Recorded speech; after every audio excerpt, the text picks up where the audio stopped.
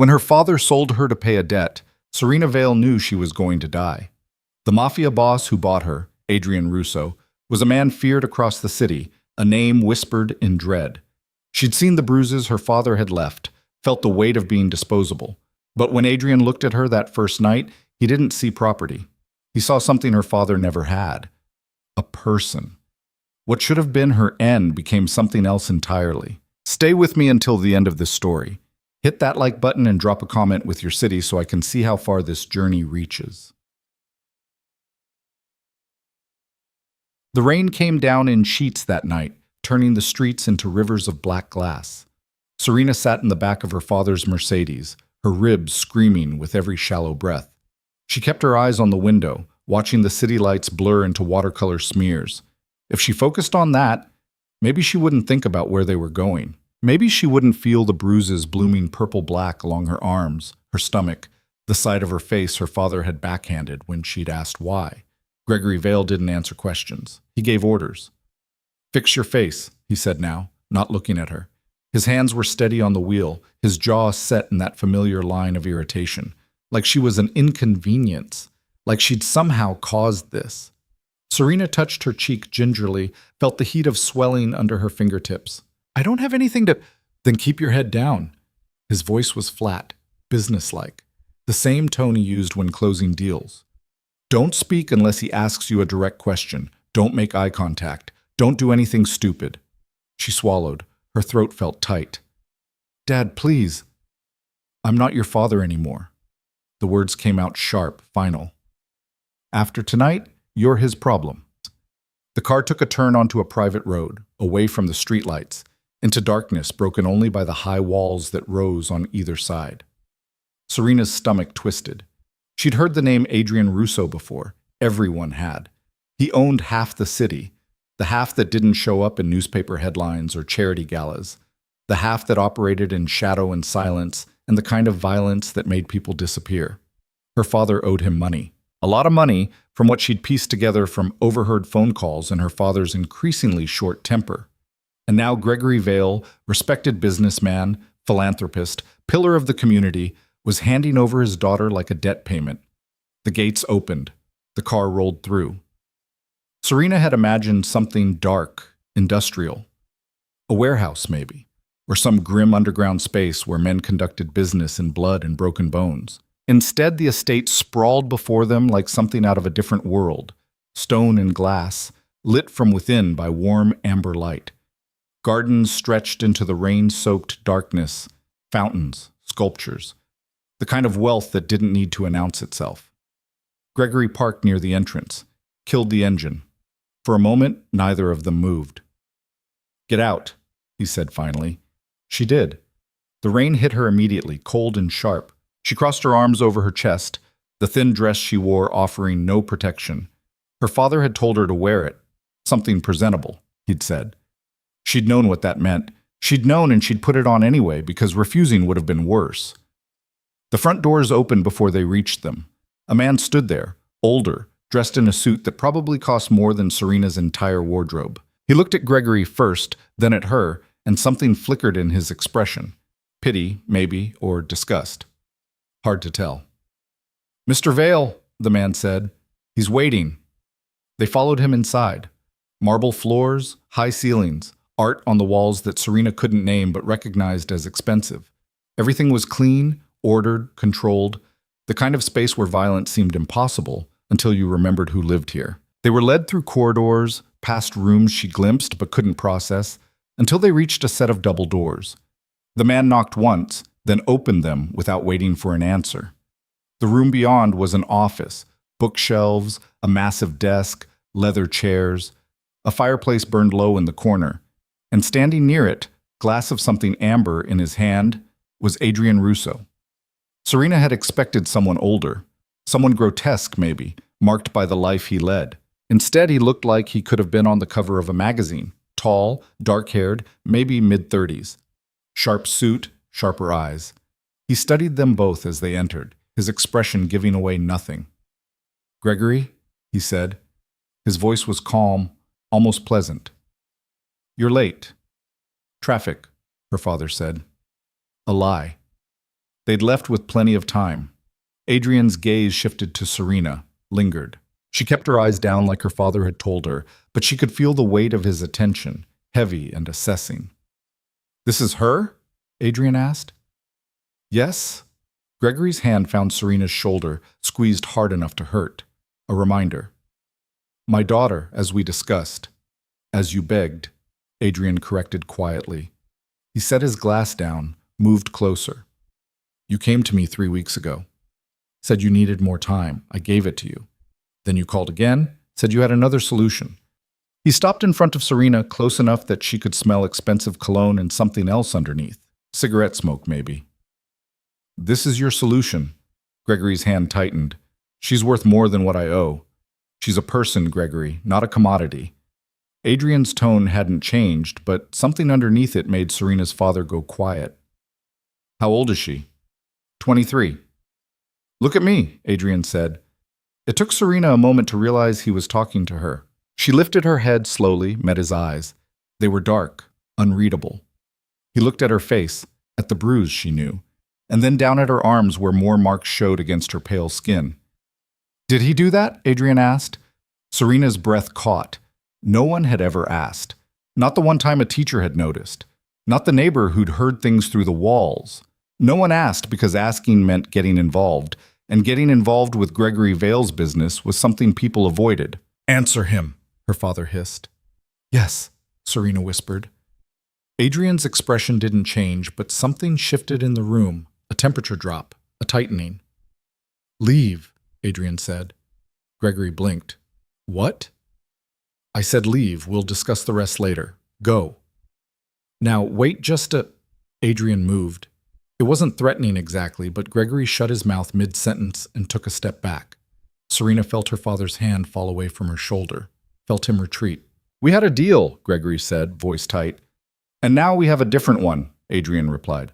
"I'll be in touch. Go."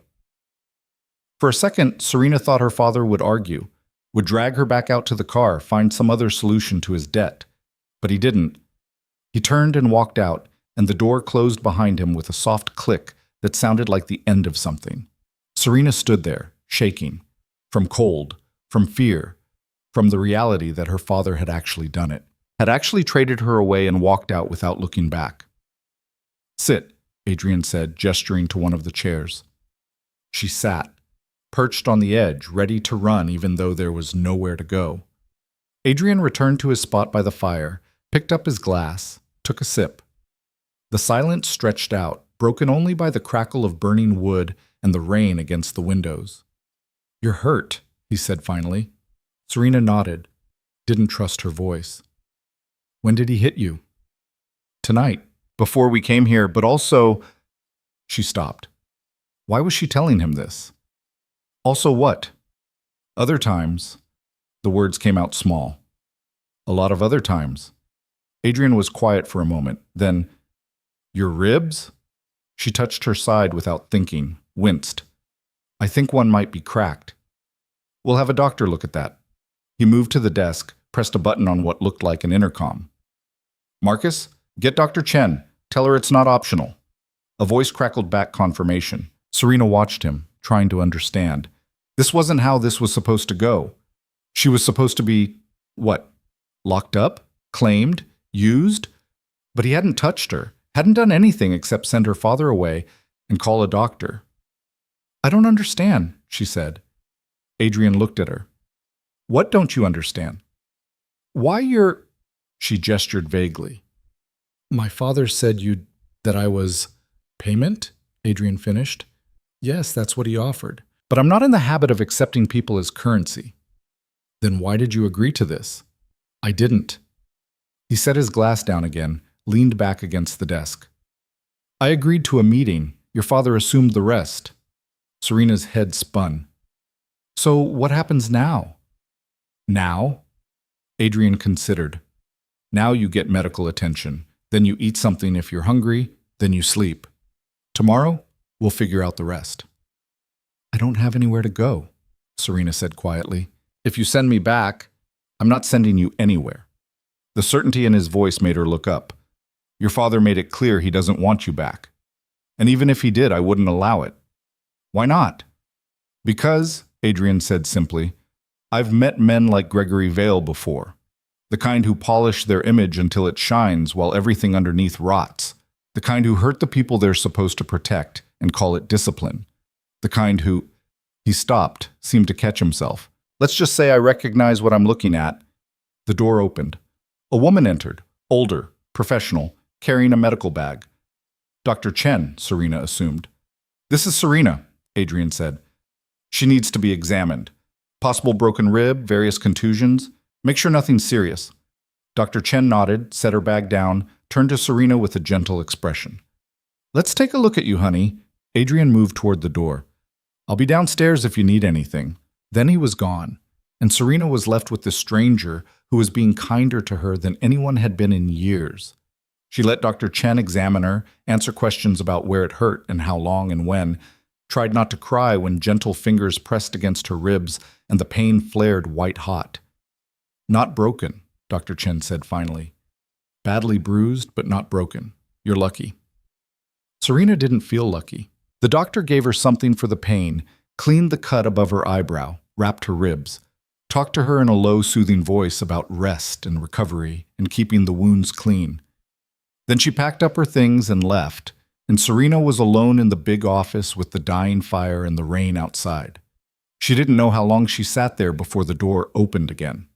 Not Adrian this time, a different woman, younger, dressed in simple dark clothes. I'm Elena, she said with a slight accent. Russian, maybe. I'll show you to your room. My room. Yes, come. Serena followed because there was nothing else to do. They went upstairs, down another corridor lined with closed doors, until Elena stopped at one and pushed it open. The room beyond was bigger than Serena's entire apartment had been. A massive bed with white linens, windows overlooking the grounds, a bathroom she could see through an open door, all marble and soft lighting. There are clothes in the closet, Elena said. Probably not your size, but better than what you're wearing. Bathroom has everything you need. If you're hungry, there's a kitchen downstairs, or you can call and someone will bring something up. She pointed to a phone on the nightstand. Just press 0. Serena stared at her. Why are you being nice to me? Elena's expression softened. Because Mr. Russo told us to, but also because you look like you could use some kindness. She moved toward the door, paused. He's not what you think, you know. Mr. Russo. Everyone has stories, but... She shook her head. Get some rest. Things will make more sense in the morning. Then she was gone too, and Serena was alone. She moved through the room slowly, touching things to make sure they were real. The bed was soft. The clothes in the closet were expensive. Designer labels she recognized from stores she'd never been able to afford. In the bathroom, there were thick towels and fancy soaps and a tub big enough to drown in. She caught sight of herself in the mirror and stopped. The bruise on her face had darkened, purple spreading into blue. Her lip was split. Her eyes looked hollow, scared. She looked like a victim, like prey. She looked away. The shower was hot enough to hurt. She stood under it until the water ran clear, until her skin was pink and the shaking finally stopped. Changed into a t-shirt she found that hung to her knees, crawled into the bed and pulled the blankets up to her chin. Sleep didn't come. She lay there in the dark, listening to the rain, trying to understand what had happened. Her father had sold her, had driven her here, handed her over, and left. And Adrian Russo, the man who was supposed to be a monster, had sent him away and called a doctor, and given her a room with a door that locked from the inside. She knew because she'd checked. None of it made sense. Sometime near dawn, she finally slept. And when she woke, sunlight was streaming through the windows and someone was knocking softly on the door. Miss Vale? A voice, young, male. Mr. Russo asked me to let you know breakfast is ready, if you'd like some. Serena sat up, winced at the pull in her ribs. Okay, thank you.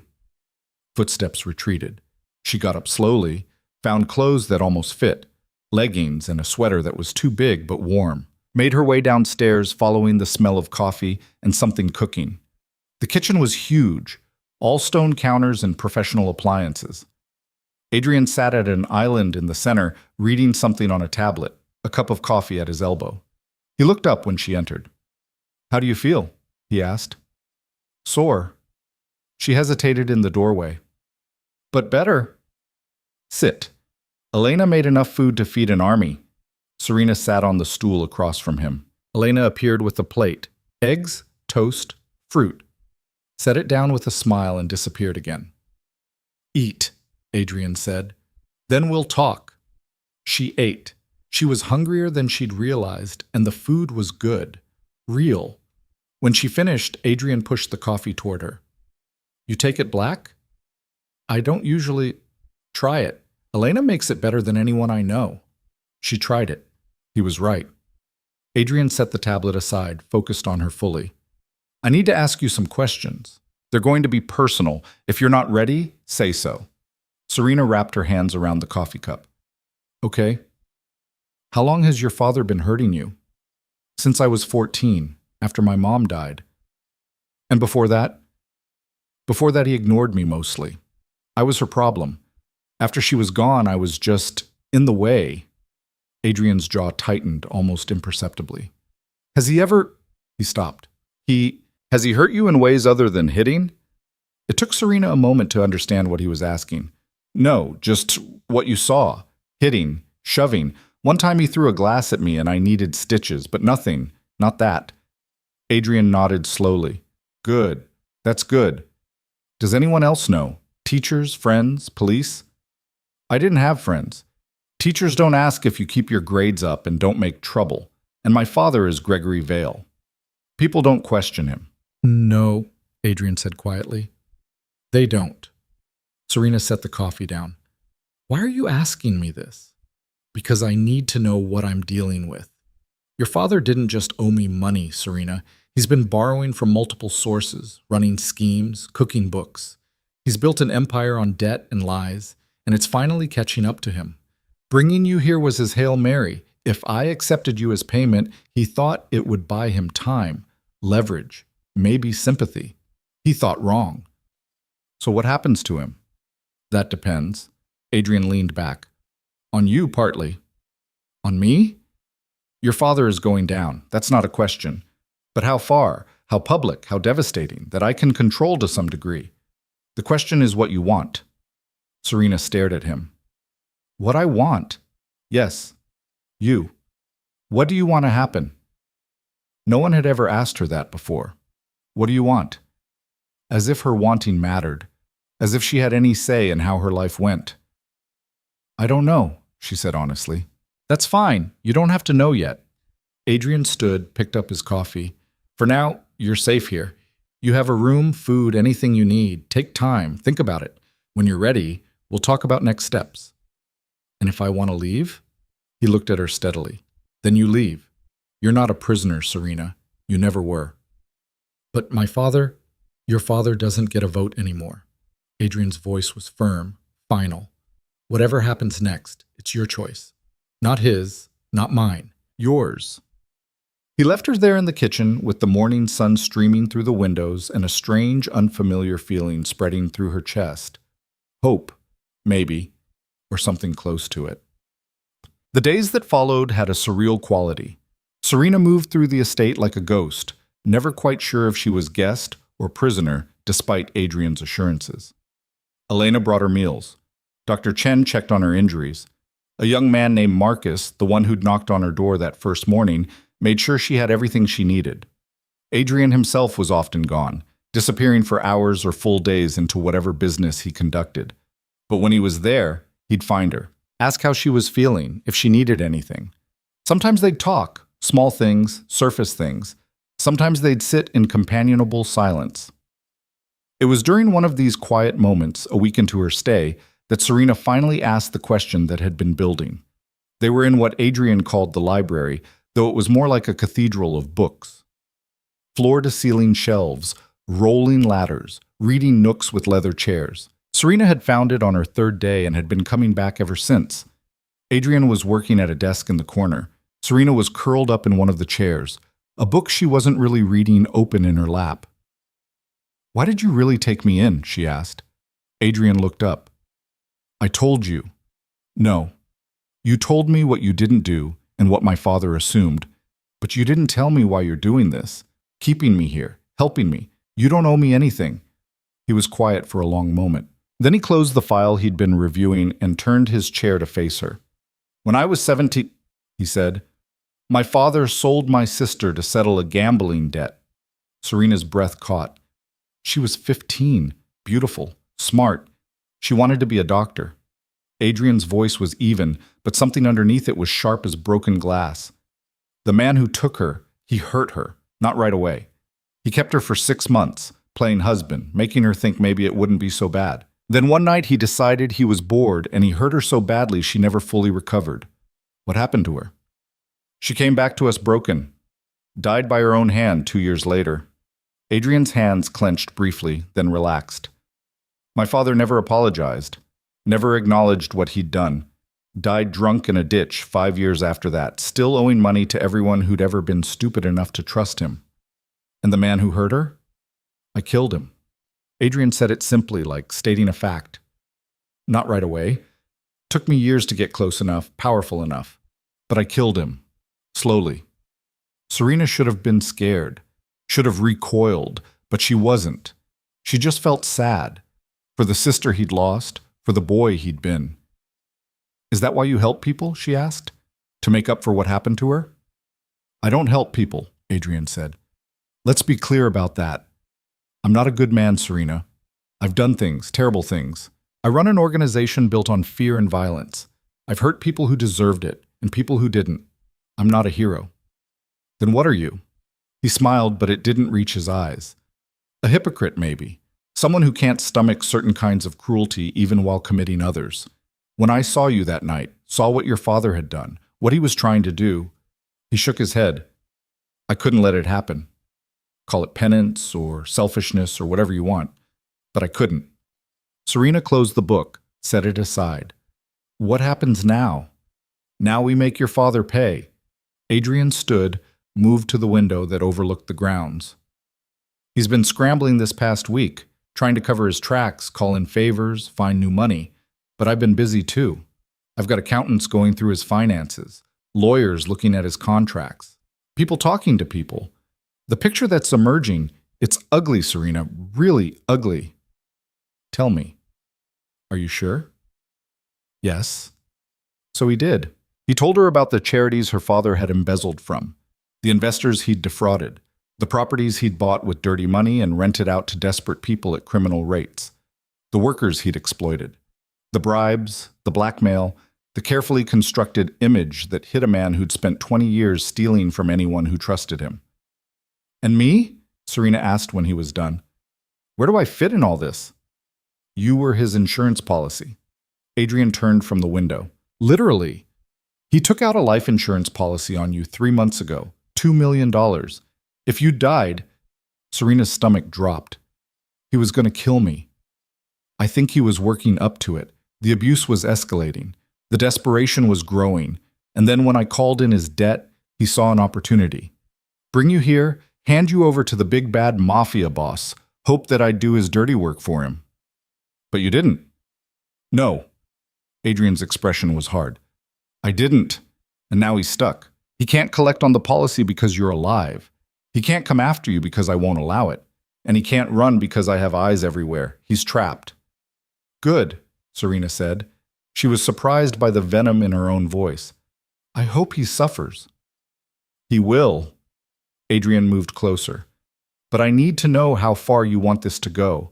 I can ruin him quietly, destroy his finances, make him disappear into debt and obscurity. Or I can make it public, loud, humiliating. I can make sure everyone who ever respected him knows exactly what he is. Serena thought about all the years of pain, the bruises hidden under long sleeves, the times she'd flinched at sudden movements, the way he'd looked at her that last night, not like a daughter, but like a problem to be disposed of. I want everyone to know, she said. I want them all to see what he really is. Adrian smiled. This time it was real. Then that's what we'll do. What? The plan took shape over the next 2 weeks. Adrian brought in people, investigators, journalists, lawyers. They built a case not just against Gregory Vale, the criminal, but Gregory Vale, the monster. Every piece of evidence was documented, verified, prepared for maximum impact. During this time, something shifted between Serena and Adrian. The distance that had existed, the polite formality of host and guest, began to erode. They talked more about their pasts, their lives, the things that had shaped them. He told her about building his empire from nothing, about the choices he'd made and the things he regretted. She told him about her mother, about the before times when life had been different, about the dreams she'd had before her father had beaten them out of her. He taught her things too: how to read people, how to spot lies, how to stand in a room full of powerful men and make them listen, how to be afraid and do it anyway. "You're stronger than you think," he told her one afternoon. They were in a training room. Apparently, Adrian had a whole setup for boxing and martial arts. He'd suggested she learn some self-defense, and she'd agreed. "Your father spent years trying to break you, and you're still standing. That's not weakness." Serena blocked a punch, countered like he'd shown her. "I don't feel strong." Strength isn't about never being hurt. It's about getting up after. He stepped back, lowered his hands. Again, faster this time. She went again and again, until she was sweating and her muscles burned and something inside her felt just a little bit lighter. That night she found him in his office. He was at his desk, surrounded by papers, a glass of whiskey at his elbow. "How much longer?" she asked from the doorway. He looked up. "Until what?" "Until we're ready to go after him." "Soon, maybe a week. There's a gala coming up. Your father's being honored for his charitable work." Adrian's smile was sharp. Seemed like the perfect venue. Serena stepped into the room. "I want to be there." "Serena, no. I need to be there. I need to see his face when it all falls apart." Adrian studied her for a long moment. Then he nodded. "Okay, but we do it my way. Controlled. Safe. You follow my lead." "I will." "And Serena?" He stood, came around the desk. "After this, after we destroy him, what then? What do you want?" She'd been thinking about that, about what came after revenge, after justice, after everything. "I want to help people," she said. "People like me. People who've been hurt and have nowhere to go. I want to build something. Something real." "Then we'll build it," Adrian said simply. "Together." It wasn't a promise of forever. Wasn't a declaration of love or anything like that. But it was a partnership. A recognition that they'd both been broken in different ways, and maybe, together, they could make something whole. Serena slept better that night than she had in years. The gala was everything Serena expected: crystal chandeliers, designer gowns, men in tuxedos drinking expensive champagne and pretending to care about charity. The city's elite gathered to celebrate one of their own. Gregory Vale stood near the center of it all, holding court, smiling his perfect smile. He looked good, confident, like a man who'd weathered a rough patch and come out clean on the other side. He hadn't seen her yet. Serena stood at the entrance to the ballroom, Adrian at her side. She wore a dress he'd had made for her, dark blue, elegant, expensive. Her hair was up. The bruises had faded enough that makeup could hide them. She looked like she belonged here. "Ready?" Adrian asked quietly. Serena nodded. "Let's do this." They entered together. Heads turned.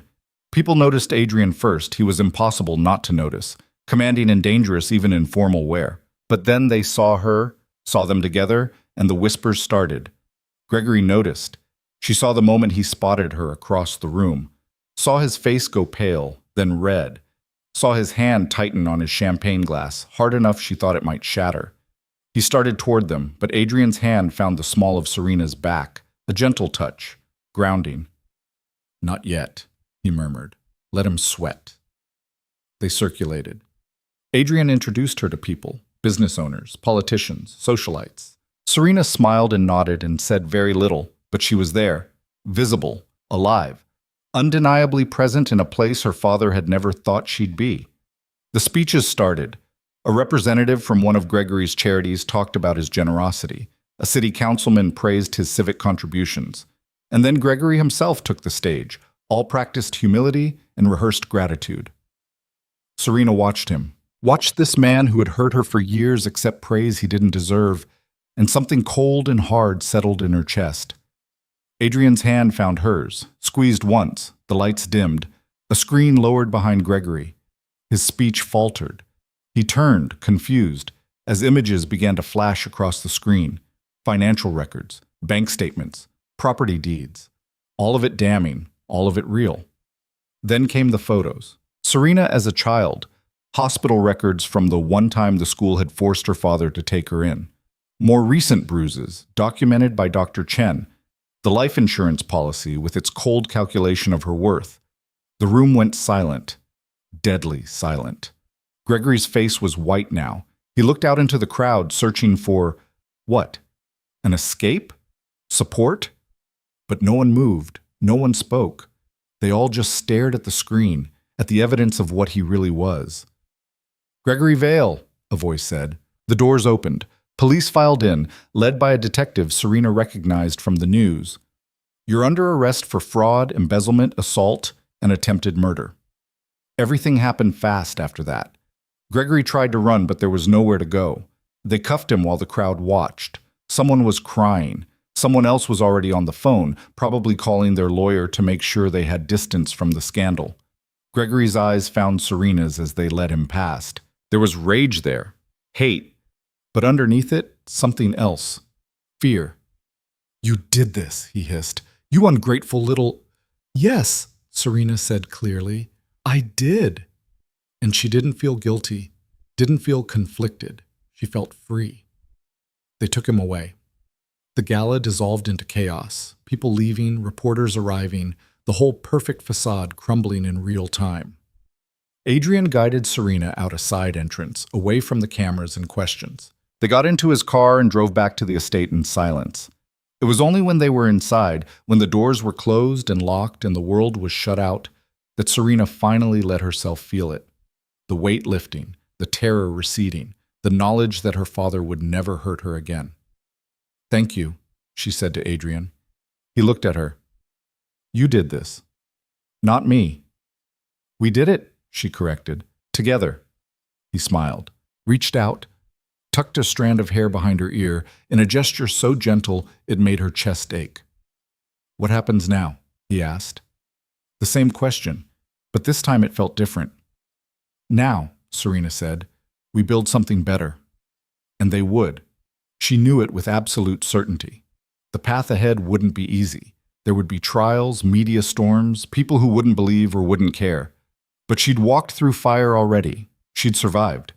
She could handle whatever came next, because she wasn't that scared girl in the back of her father's car anymore. She was Serena Vale, and she was done being a victim. This was just the beginning. The headlines hit before sunrise. Serena woke to her phone buzzing with notifications she didn't remember setting up. News alerts, social media mentions, messages from numbers she didn't recognize. She sat up in bed, ribs still tender but healing, and scrolled through the chaos her life had become overnight. Philanthropist Gregory Vale, arrested on multiple charges. Financial empire built on fraud collapses. Daughter reveals years of abuse. That last one had a photo. Her and Adrian leaving the gala, his hand on her back, her face caught in profile. She looked older than 23, looked tired, but she also looked alive. A knock at the door made her look up. "Come in." Elena entered with a tray, coffee, toast, fruit. "Mr. Russo thought you might want breakfast in your room this morning. The front gate has reporters." "How many?" 15 at last count."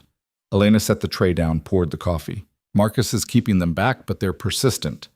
One tried to climb the wall an hour ago." Serena picked up the coffee cup, wrapped her hands around it. The warmth helped. "Is Adrian awake?" "He's been up since 4. On the phone with lawyers, mostly." Elena hesitated. "He wanted me to tell you, you don't have to deal with any of this if you're not ready. He can handle the press, the questions, all of it." "I know." Serena took a sip. "But I should probably face it eventually." "Eventually doesn't have to be today." After Elena left, Serena showered and dressed, taking her time. The face in the mirror looked different than it had a week ago. The bruises were fading to yellow-green, the split lip had healed, but it was more than that. Something in her eyes had changed, hardened maybe, or just woken up. She found Adrian in his office, exactly where Elena had said he'd be. He was on the phone, speaking in rapid Italian to someone who was clearly arguing with him. When he saw Serena in the doorway, he held up one finger. 1 minute. and wrapped up the call with a few sharp sentences that sounded like threats, even though she couldn't understand the words. "Sorry," he said, setting the phone down. "My cousin thinks he knows better than I do how to handle a public relations nightmare." "Does he?" "No." Adrian gestured to the chair across from his desk. "How are you holding up?" Serena sat. "I've been better. I've also been worse." "Fair." He pushed a folder across the desk. "This is everything that's going to come out in the next 72 hours. Financial crimes, witness statements, forensic accounting. Your father's lawyers are already scrambling, but they don't have much to work with. The evidence is airtight." She opened the folder, scanned the first few pages. Numbers she couldn't fully process. Legal terminology that might as well have been another language. But the conclusion was clear enough. Her father was finished. "What about me?" she asked. "The reporters at the gate, what do they want? Your story, an interview, a statement, anything that'll get clicks." Adrian leaned back in his chair. "I can make them go away if you want, or I can arrange something controlled. One interview, your terms, no ambush questions." "With who?" "There's a journalist I trust, Sarah Chen. She's done work on corruption before, takes the long view. If you're going to talk to anyone, talk to her." Serena closed the folder. "What would I even say?" "The truth." Adrian's gaze was steady.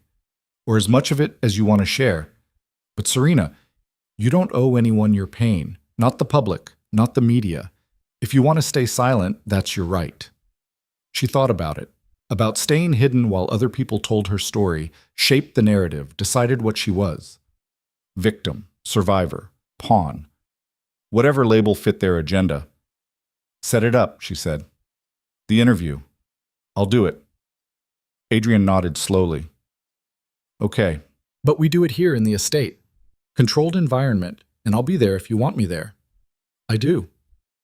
The phone rang. Adrian glanced at the screen, frowned. "I need to take this. It's Detective Morris. He's handling your father's case." Serena stood to leave, but Adrian waved her back down. "Stay. This concerns you too," he answered on speaker. "Morris. Russo." The detective's voice was gravelly, worn down by too many years and too many cases. "We've got a problem." "What kind of problem?" "The kind where Gregory Vale's lawyers just filed for bail. They're claiming he's not a flight risk, has ties to the community, the whole song and dance. Judge is hearing arguments this afternoon." Adrian's expression went cold. "He's not getting out. I'm doing everything I can, but his lawyers are good. They're painting him as a victim of a vendetta, saying you orchestrated this whole thing to destroy a business rival. That's insane. Is it?" Morris didn't sound convinced. "Look, I believe the evidence. I know what he did. But Vale's got friends in places that matter and they're calling in favors. I need something stronger, something that'll make the judge throw the bail request out without thinking twice." Adrian looked at Serena. She knew what he was asking without him saying a word. "The life insurance policy," she said. "That's attempted murder. He can't bail out on that." "We need proof of intent," Morris said. "The policy alone isn't enough. He can claim it was standard estate planning. We need something that shows he actually planned to kill you." Serena's mind raced. She thought back through the months before her father had brought her to Adrian, the escalating violence, the comments that hadn't made sense at the time but looked different now in hindsight. "He told me I was worthless," she said slowly, "multiple times.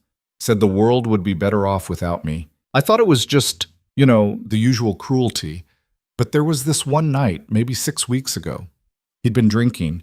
He said something about how everyone has a value, even if it's only what they're worth, dead." Morris was quiet for a beat.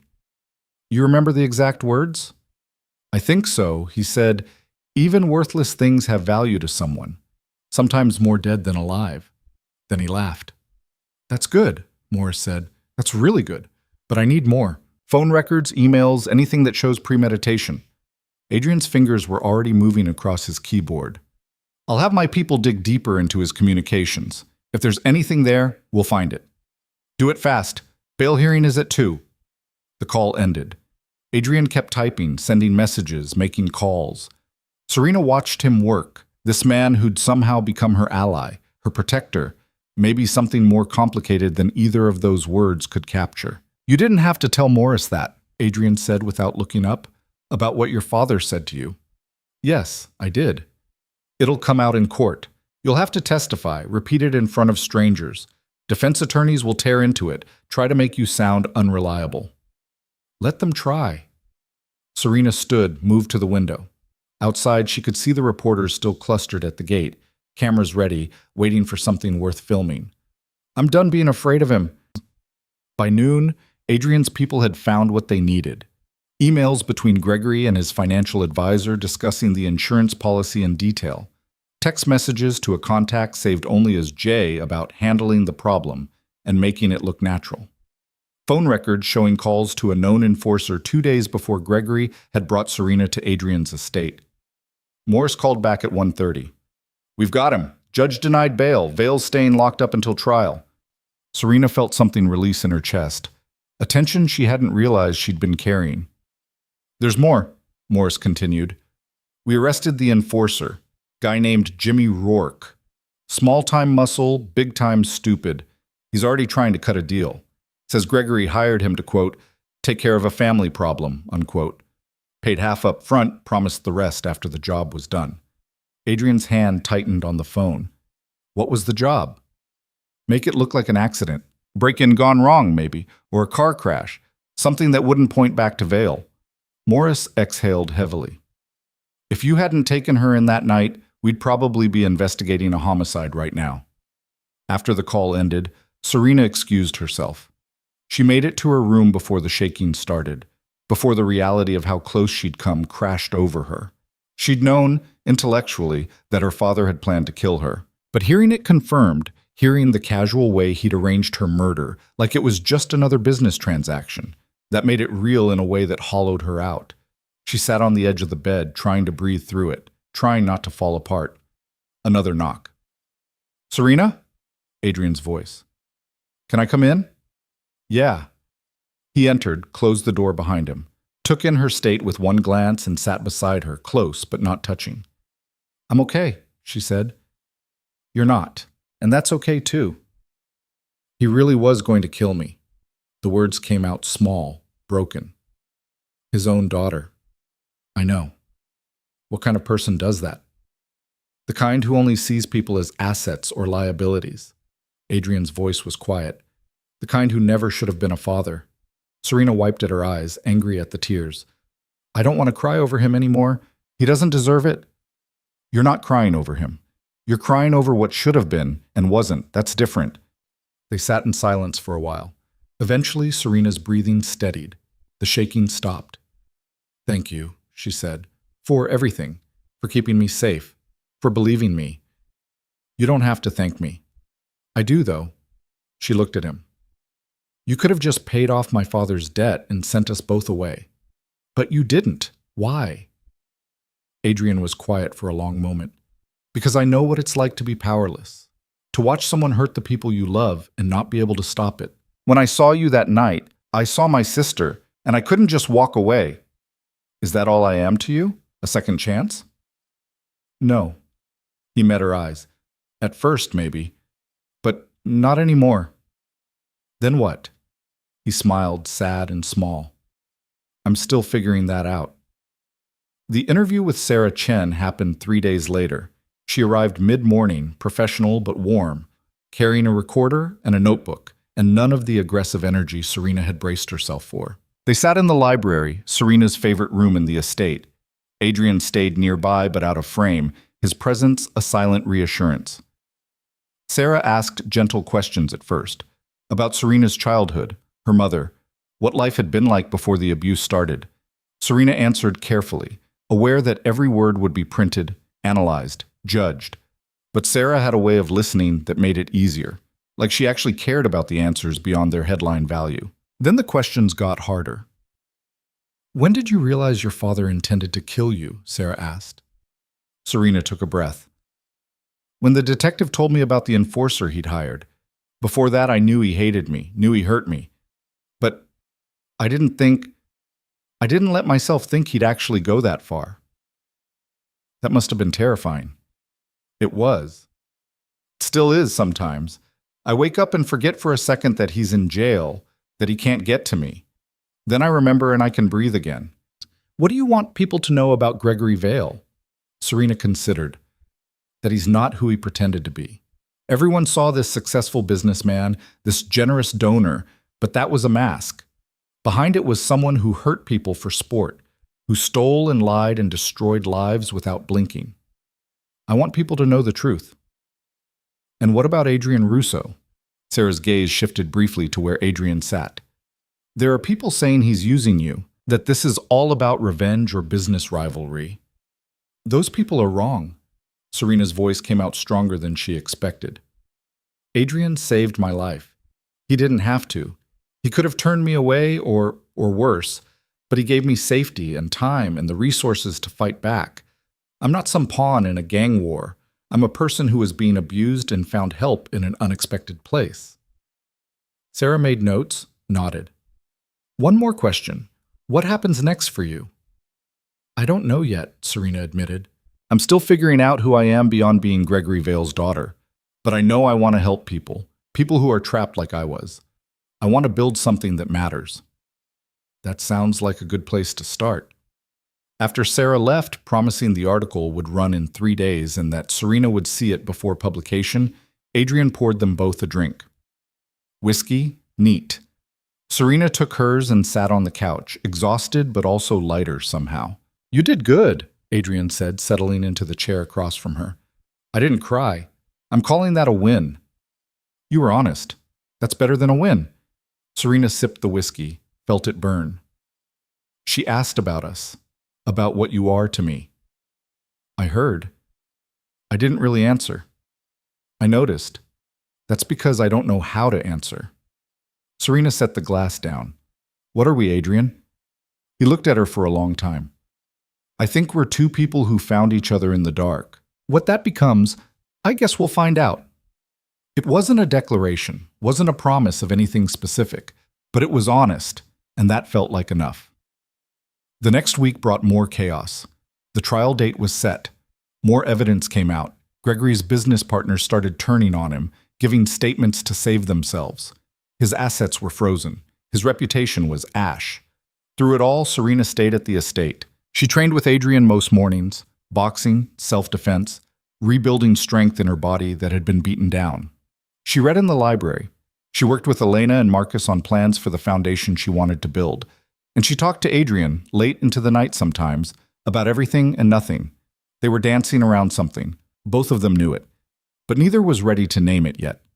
Then one night, everything shifted. Serena couldn't sleep. She went downstairs looking for tea and found Adrian on the back terrace, smoking a cigarette and staring out at the dark grounds. I didn't know you smoked, she said. He glanced back, smiled slightly. Only when I'm stressed. Bad habit from my 20s. What are you stressed about? Your father's lawyers are pushing for a plea deal. Reduced charges in exchange for testimony against some of his business partners. Serena moved to stand beside him. Will it work? Not if I have anything to say about it. He took a drag, exhaled smoke into the night air. He doesn't get to weasel out of this. What if he does? Then we make sure everyone knows what kind of deal he took and why.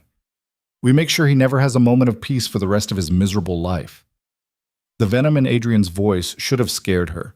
Instead, it made her feel protected, valued, like someone finally gave a damn what happened to her. Can I ask you something? She said. Always. Do you think I'm broken? Adrian turned to face her fully. No, I think you're healing. There's a difference. I don't feel like I'm healing. I feel angry all the time. At him, at myself for not fighting back sooner, at the world for letting it happen. Anger's part of healing. He stubbed out the cigarette. You think I wasn't angry after my sister died? I was furious for years. That anger kept me going when I wanted to give up. Eventually it transformed into something else, something more useful, but it had to exist first. What did it transform into? Purpose. He stepped closer. The decision to never let something like that happen again, if I could prevent it. To build power not just for myself, but to protect people who couldn't protect themselves. It's imperfect.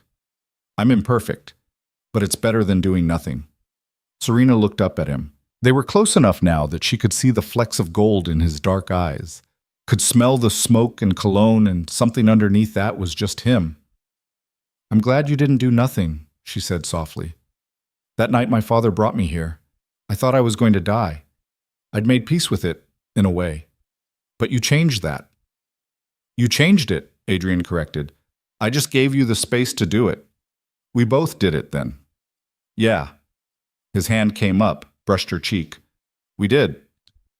The kiss happened slowly, a lean, a breath, a moment of hesitation where either of them could have pulled back, but neither did.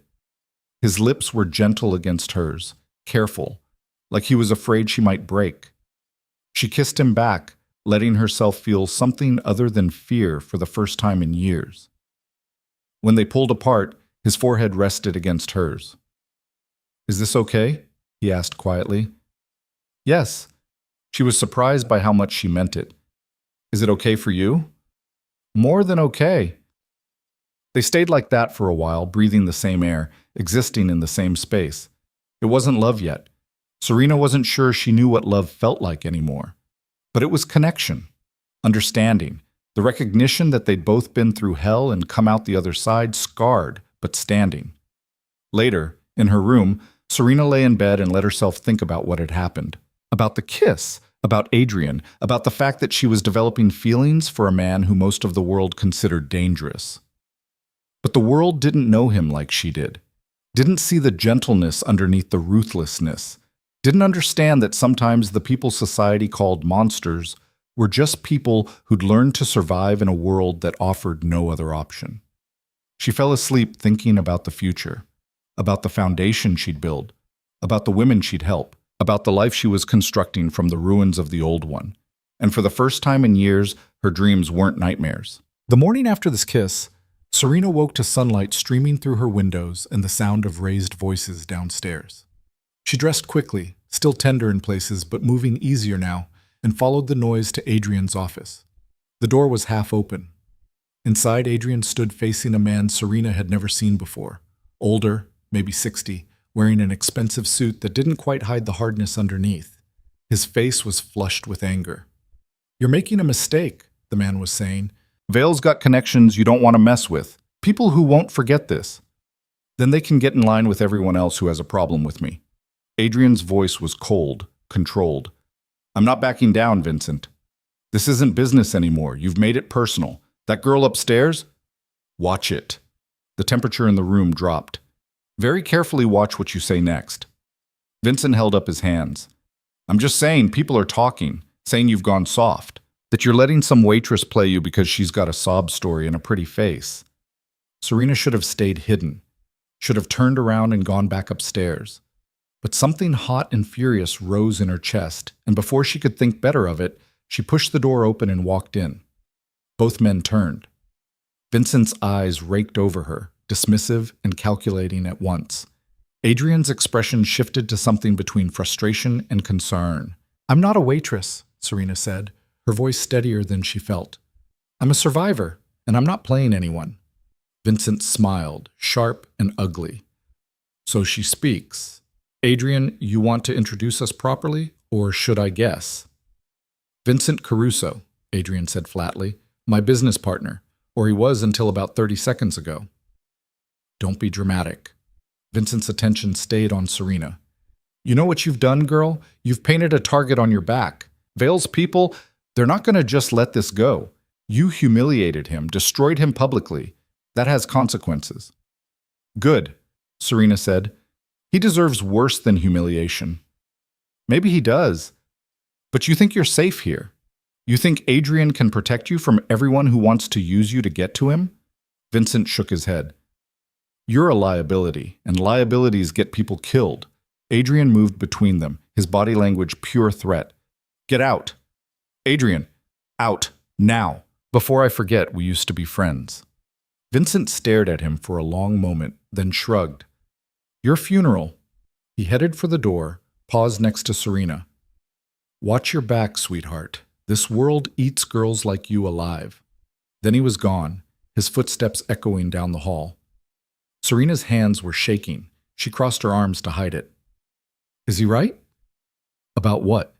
Adrian's jaw was tight. About me being a liability. About putting a target on my back. Serena. No, I need to know. Am I putting you in danger by being here, by going after my father? Adrian exhaled slowly, ran a hand through his hair. Vincent's scared. Your father had deals with some of his associates, and now those deals are falling apart. He's looking for someone to blame. That's not an answer. Fine. Yes, there are people who aren't happy about what's happening to Gregory Vale. People who did business with him, people who owe him favors, people who think I've overstepped. But those people were always going to be a problem. You didn't create that. You just brought it into the light. Serena moved to the window, looked out at the grounds. He called me a liability. He's wrong. Is he? She turned back to face Adrian. Be honest with me. Has this whole thing, has me being here, made your life harder? Adrian was quiet for a moment. Then he crossed the room to stand in front of her. Yes, it's made things complicated. Some of my associates think I've lost focus. Others think I'm using you for some long game they haven't figured out yet. And there are people like Vincent who think you're a weakness they can exploit. The honesty hurt, but Serena appreciated it more than a comforting lie would have. But here's what Vincent and everyone else doesn't understand, Adrian continued. I don't care what they think. You're not a liability or a weakness or a pawn. You're a person who deserved better than what you got, and I'm not going to apologize for giving you a safe place to land. Even if it costs you? Even then. His hand found hers. Last night wasn't a mistake, Serena. I need you to know that. It wasn't a mistake for me either. She squeezed his hand. But I also need to know what I'm walking into. If there are people out there who want to hurt me to get to you, then they'll have to go through me first. Adrian's eyes were hard. And I promise you, they won't make it. A knock interrupted them. Marcus appeared in the doorway, his expression serious. Sorry to interrupt, but Detective Morris is here, says it's urgent. Morris looked exhausted when they met him in the sitting room. He declined coffee, got straight to business. We've got a problem, he said. Gregory Vale was attacked in jail last night. Serena's stomach dropped. Is he? He's alive. Stabbed twice, but nothing vital hit. He's in the prison hospital. Morris pulled out a notebook. The attacker was another inmate, guy named Frank Salerno, low-level enforcer, in for assault. Let me guess, Adrian said. Salerno has connections to people Vale screwed over. That's the working theory, but here's where it gets interesting. Salerno's claiming he was paid to do it. Says someone on the outside hired him through a middleman, promised to take care of his family if he took Vale out. Did he succeed? Serena asked. No, guards got there in time. Morris looked at her. But whoever ordered this is going to try again. Your father's being moved to protective custody, but that only goes so far. If someone wants him dead badly enough, they'll find a way. Serena should have felt something, fear for her father maybe, or satisfaction that someone else wanted him to suffer. Instead, she just felt numb. Why are you telling us this? Because the DA thinks it might be connected to you, or to Adrian. Morse's gaze shifted between them. They're wondering if maybe you wanted Vale dead before he could testify, before he could make a deal. That's insane, Serena said. Is it? Morris didn't sound accusatory, just tired. Look, I don't think you did it. I don't think Adrian did it either. He's smarter than hiring some prison thug for a hit job. But the optics are bad. Vale's lawyers are already spinning this, saying their client is being targeted, that this whole case is a vendetta. Adrian's expression was unreadable. What do you need from us?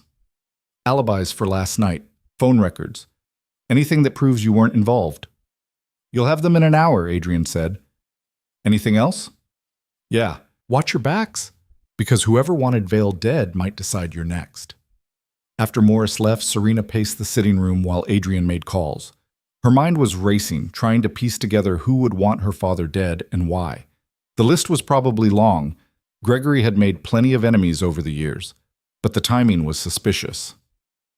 Right as everything was falling apart, right as he was considering a plea deal. Stop, Adrian said, hanging up his phone. Stop what? Spiraling.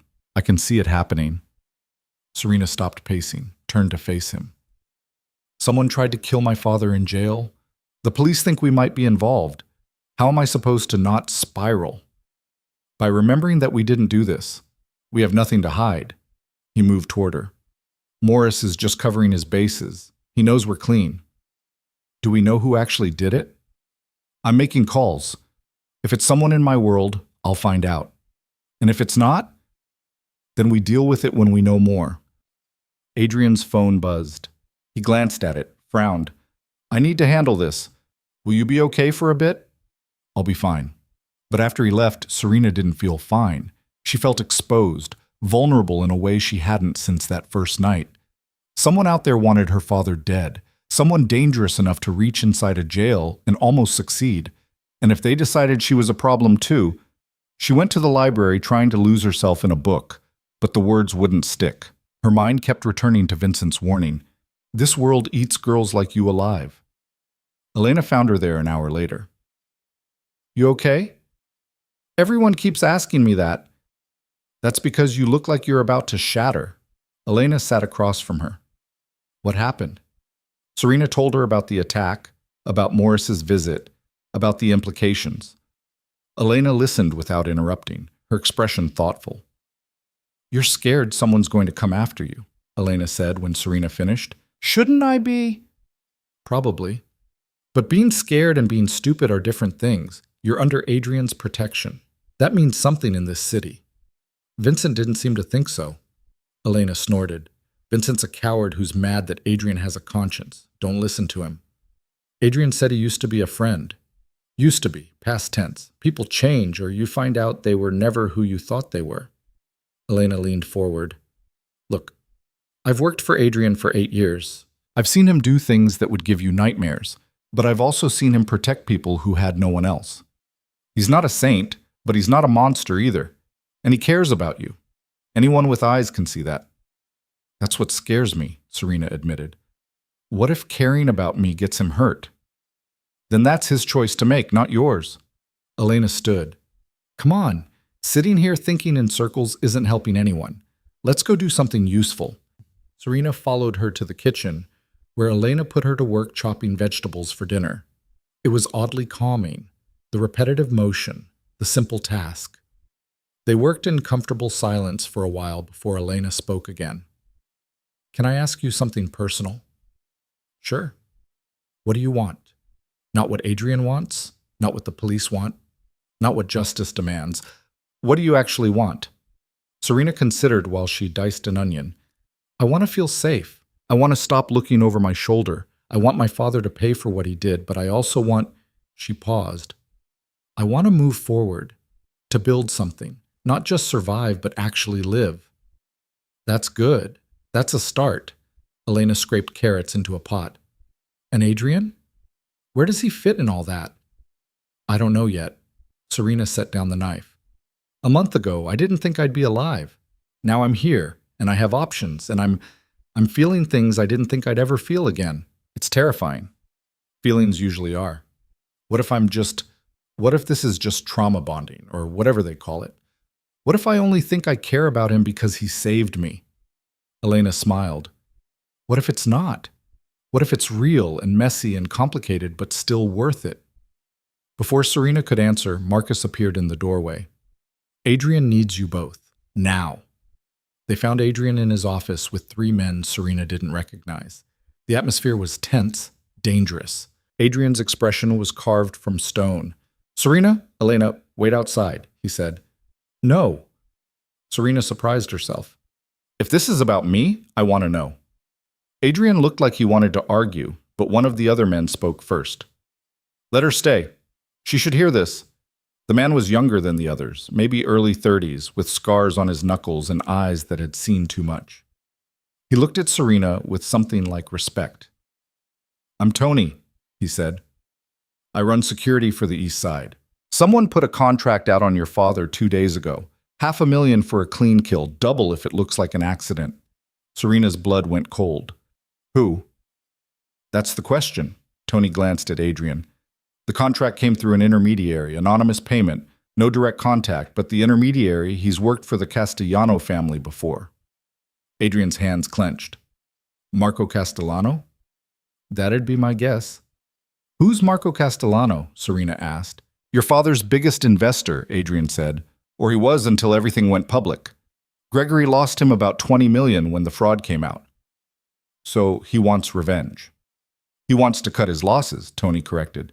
Your father alive means trials, testimony, more exposure. Dead, he's just another cautionary tale. The money's gone either way, but at least Marco doesn't have to worry about getting dragged into it. One of the other men, older with graying hair, spoke up. There's more. Castellano's been asking questions about the girl. Where she's staying, who's protecting her, what her schedule looks like. Everything in the room went still. He's going to come after me, Serena said. It wasn't a question. He might, Adrian said carefully, or he might just be gathering information. Either way, we're not taking chances. What does that mean? It means you don't leave the estate without security.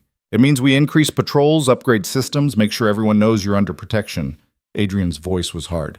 And it means I'm going to have a conversation with Marco Castellano about boundaries. No, the word came out sharp. You can't go after him because of me. I'm not going after him. I'm going to talk to him. Adrian, this is what I do, Serena. This is the world I live in. Sometimes conversations prevent problems. Sometimes they don't. But I need to try. Did Tony and the other men left after delivering a few more details? When the door closed behind them, Serena turned to Adrian. You can't risk yourself for me. I'm not risking anything. I'm managing a situation before it gets out of control.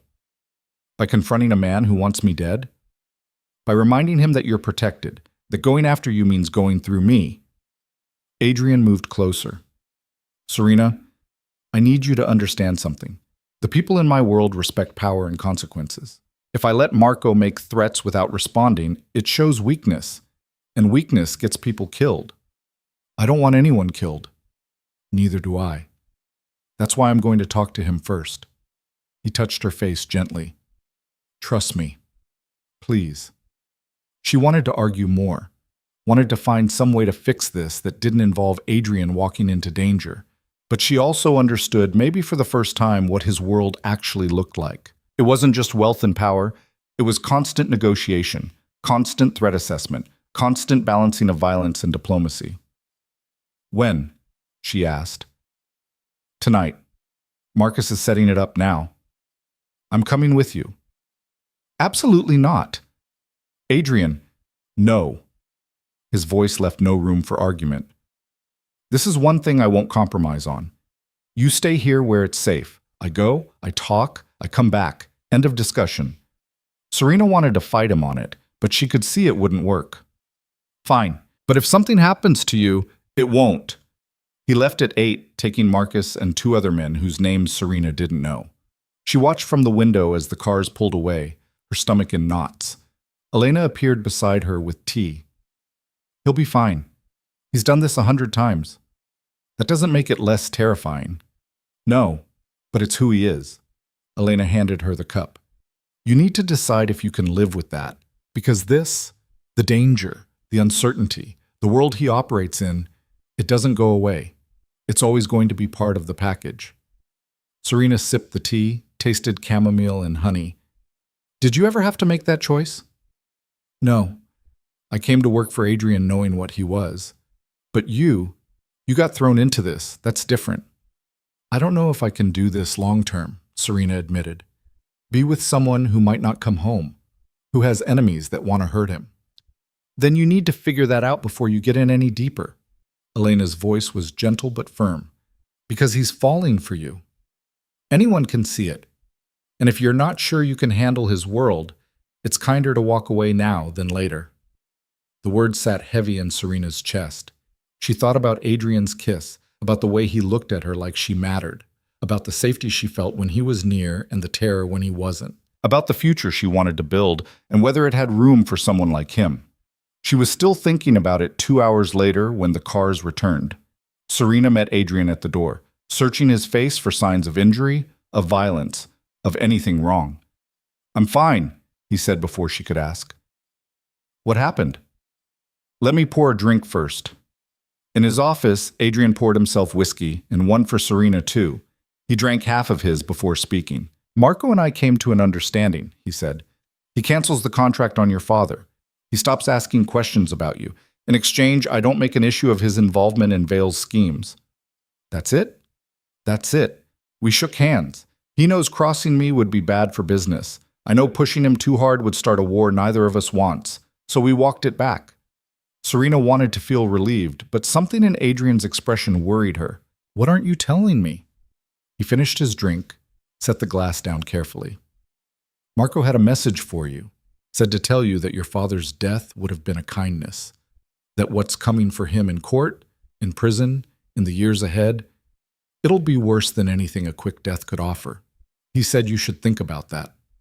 Is he right? Probably. Adrian's eyes met hers.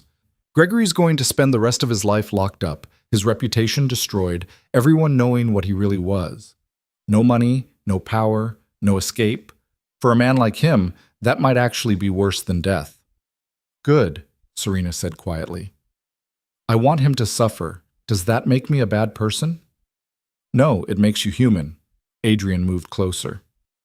But Serena, at some point you're going to need to let go of the anger. Not for him, for you, because carrying that much hate, it'll poison you eventually. I know. She leaned into him when he pulled her close. I'm just not ready yet. That's okay. You've got time. They stood like that for a while, wrapped in each other, both of them carrying weight they couldn't quite name.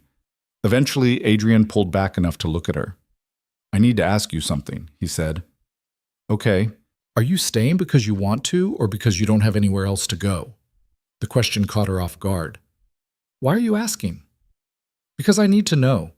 If you're here because you feel obligated, or because you're scared to be alone, or because you think you owe me something, I need you to tell me, so I can stop falling for you before it gets any worse. Serena's breath caught. You're falling for me? Yes. No hesitation. I have been since the night you told your father you exposed him. Since I saw you stand there, broken but not beaten, and own what you'd done. I'm falling for you, and it's going to hurt like hell if you're not in this for the right reasons. What are the right reasons? Because you want to be. Because when you think about the future, I'm in it. Because this, he gestured between them, is something you want to fight for. Serena thought about Elena's question earlier. What do you want? Not what anyone else wanted, not what made sense, not what was safe or logical or expected.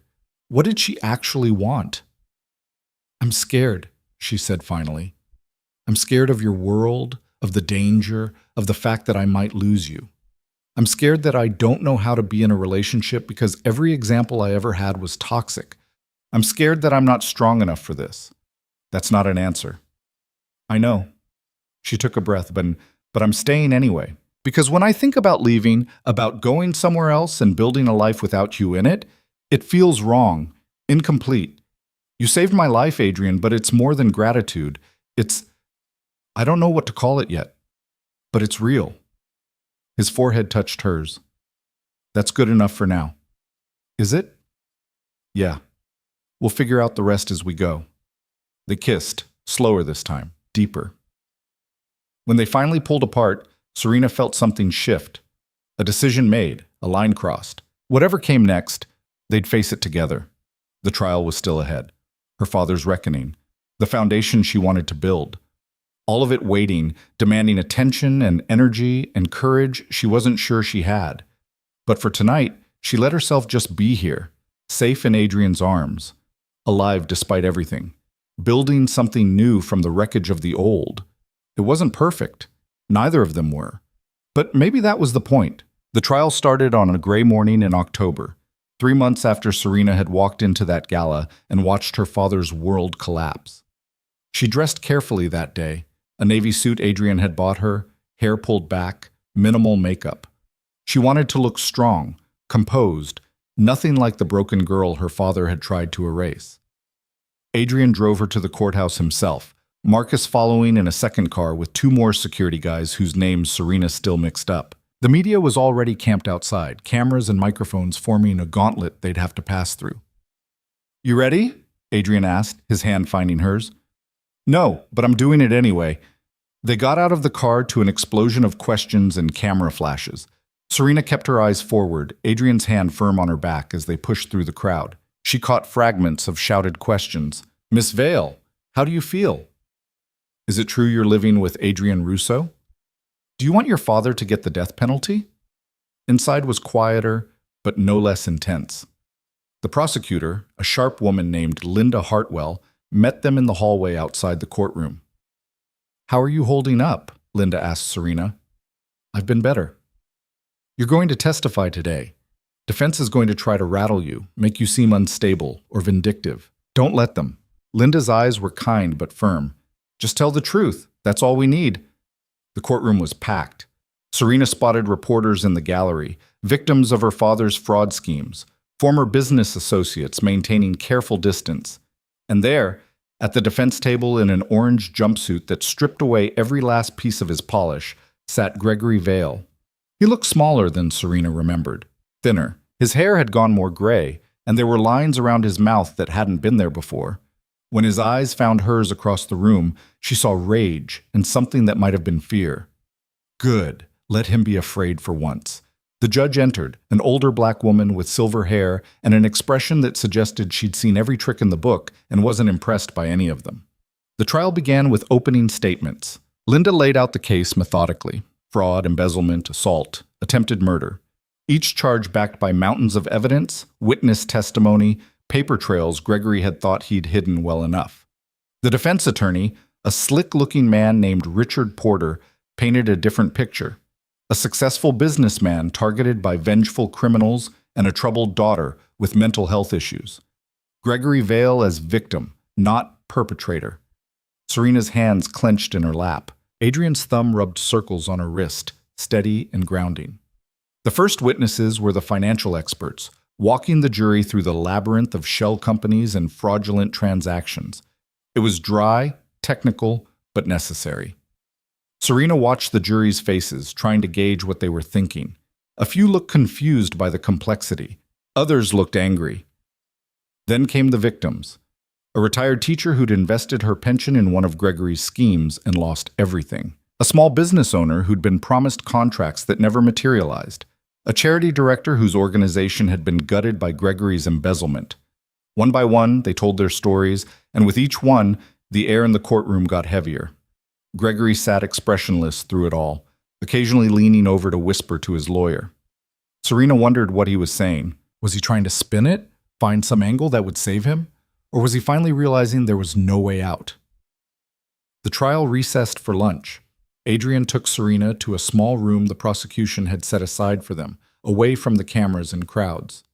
"You okay?" he asked, handing her a bottle of water. "I don't know." Watching all those people, hearing what he did to them, Serena twisted the cap off the bottle. "I knew he was bad, but hearing it all laid out like that, it's different. He hurt a lot of people, including me." She took a sip of water. "Linda said I'm testifying this afternoon. I thought it would be tomorrow." "Change of strategy. They want your testimony fresh in the jury's mind before the weekend." Adrian sat beside her. "You don't have to do this. You could invoke your Fifth Amendment rights, refuse to testify." "No, I need to do this." Serena set the water down. "He needs to hear me, needs to know I'm not afraid anymore." "You're sure?" "I'm sure." When court reconvened, Linda called Serena to the stand. The walk from her seat to the witness box felt like miles. She was sworn in, her hand on a Bible she didn't believe in, promising to tell the truth. As if she'd come this far to lie now. Linda started with easy questions: her name, her age, her relationship to the defendant, establishing the basics. Then the questions got harder. "Miss Vale, can you describe your relationship with your father?" Serena took a breath. "He was my father biologically, but he wasn't a parent. After my mother died when I was 14, he changed, or maybe he just stopped pretending." "What do you mean by that?" "He became violent, angry all the time. I tried to stay out of his way, but it didn't matter. If I spoke too loud or got a grade he didn't like, or just existed wrong, he'd hit me." "Can you give an example?" "When I was 16, I forgot to pick up his dry cleaning on my way home from school. He backhanded me hard enough that I hit the wall, gave me a concussion. He told the hospital I'd fallen down the stairs." Gregory's lawyer stood. "Objection? Relevance." "Your Honor, this establishes a pattern of abuse that directly relates to the attempted murder charge," Linda said. "I'll allow it. Continue." Linda walked Serena through years of abuse. The broken ribs, the split lips, the fear that had become her normal. Serena kept her voice steady, factual, refusing to cry even when the memories threatened to choke her. She could feel the jury watching her, feel their horror and sympathy. Then Linda brought out the insurance policy. Miss Vale, were you aware your father had taken out a $2 million life insurance policy on you? Not until Detective Morris told me about it, no. How did you feel when you learned about it? Terrified. Because it meant he'd been planning to kill me. That everything he'd done, the escalating violence, bringing me to Adrian Russo's estate, it was all building toward my death. Objection, Porter said. Speculation. Sustained. The witness will stick to facts, not interpretation. Linda nodded. Let me rephrase. Did your father ever say anything that made you fear for your life? Yes, multiple times. But there was one night, about 6 weeks before he brought me to Mr. Russo's estate. He'd been drinking. He told me that even worthless things have value to someone, sometimes more dead than alive. Then he laughed. The courtroom was silent. Even Gregory's lawyer looked uncomfortable. What did you think he meant by that? Linda asked. I thought he meant I was worthless, that the only value I had was… Serena's voice caught. She forced it steady again. Was what he could get for me if I wasn't around anymore. Linda asked a few more questions, then turned Serena over to the defense. Porter stood, buttoned his jacket, approached the witness stand with a smile that made Serena's skin crawl. Miss Vale, you've told us quite a story today. Very emotional, very compelling. His tone was condescending. But I have to ask, is it true? Objection, Linda said. Counsel is testifying. Withdrawn. Porter's smile didn't waver. Miss Vale, isn't it true that you have a history of mental health issues? I saw a therapist after my mother died. That's not the same as mental health issues. But you were prescribed medication for depression and anxiety, correct? Yes, because my father was abusing me. Or because you were a troubled teenager acting out and your father was trying to help you. Porter picked up a file. I have medical records here showing multiple visits to therapists, psychiatrists, even a brief hospitalization when you were 17. Doesn't that suggest instability? Serena's hands gripped the armrests of the witness chair. I was hospitalized because I tried to kill myself. Because living with my father was so unbearable that death seemed like the only way out. That's not instability. That's survival. Or it's a young woman with serious psychological problems looking for someone to blame. Porter set the file down. Isn't it possible, Miss Vale, that you've constructed this narrative of abuse to justify your own issues?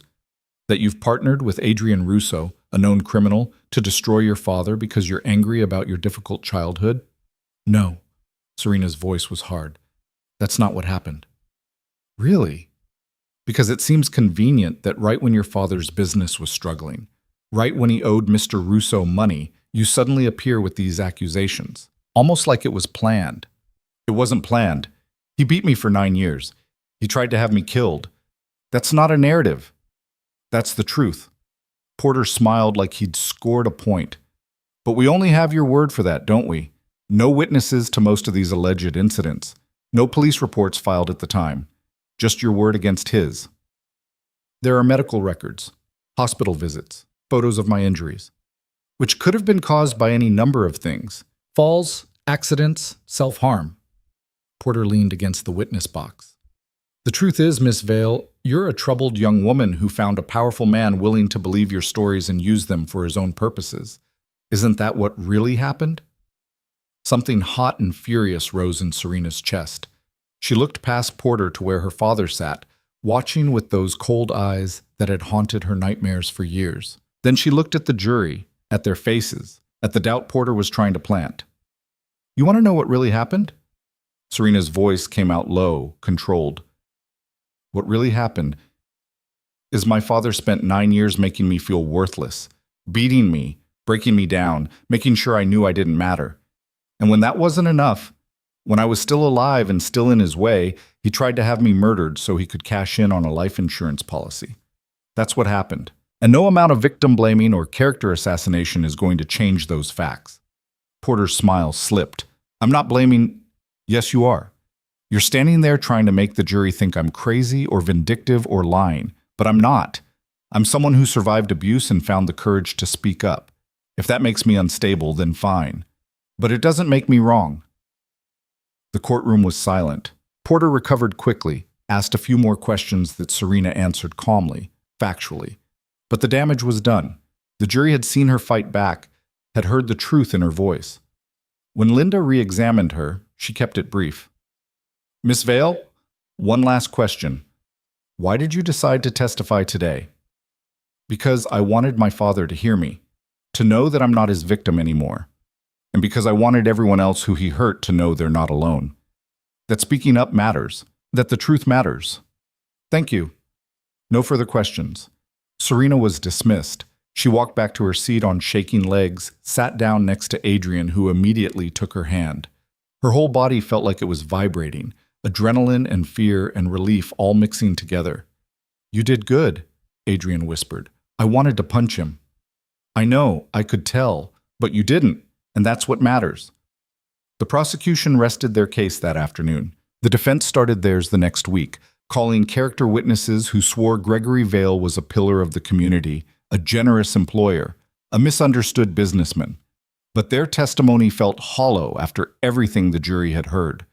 Gregory himself took the stand on the second day of the defense case. Serena forced herself to watch as he spun his version of events. A devoted father, driven to desperate measures by financial difficulties.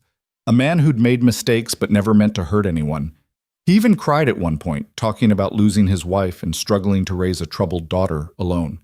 It was a good performance. Practiced, polished, almost believable if you didn't know better. Then Linda Hartwell got her turn. "Mr. Vale, you've painted quite a picture of yourself as a victim of circumstance, but I'd like to ask you about some specific incidents." She pulled out a file. "Hospital records from when your daughter was 16. Concussion, contusions consistent with being struck. You told the hospital she fell downstairs. Was that true?" "That's what she told me happened." "So your daughter lied to you about being injured?" Gregory's jaw tightened. She was going through a difficult phase. Sometimes she hurt herself for attention.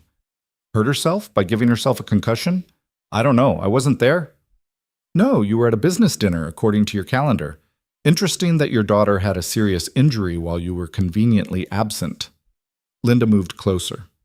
"Let's talk about the life insurance policy. Why did you take out a $2 million policy on your daughter 3 months before allegedly bringing her to Adrian Russo's estate?" "It was a standard financial planning decision. Protecting my assets." "Your assets? Your daughter is an asset?" "That's not what I meant." "Then what did you mean? Because it seems odd to insure someone you claim to care about for such a large sum right when your finances were collapsing." Linda pulled out another document. "We have emails between you and your financial advisor discussing this policy. In one, you write, and I quote, 'The girl might be the only way out of this mess.' What did you mean by that?" Gregory's composure cracked slightly. "I meant I was considering asking her to get a job, help with expenses." "A job that would pay $2 million? You're twisting my words." "I'm reading your own emails, Mr. Vale." Linda's voice was sharp. "Let's talk about Jimmy Rourke. Did you hire him to kill your daughter?" "No, absolutely not. Mr. Rourke says otherwise. He's willing to testify that you paid him $25,000 up front to make her death look like an accident." "He's lying." "Why would he lie? He's facing serious charges. Cooperating with prosecutors is his only chance at a reduced sentence. What would he gain from falsely implicating you?" Gregory didn't answer immediately. His lawyer whispered something to him, but Linda didn't give him time to regroup. "You can't answer because there's no good answer, is there? The truth is, you hired Rourke to kill your daughter so you could collect on that insurance policy and pay off your debts. Isn't that what really happened?" "No," Gregory said, but his voice lacked conviction. Linda asked more questions, each one peeling away another layer of Gregory's facade. By the time she was done, he looked exactly like what he was, a desperate man caught in his own lies. The defense rested.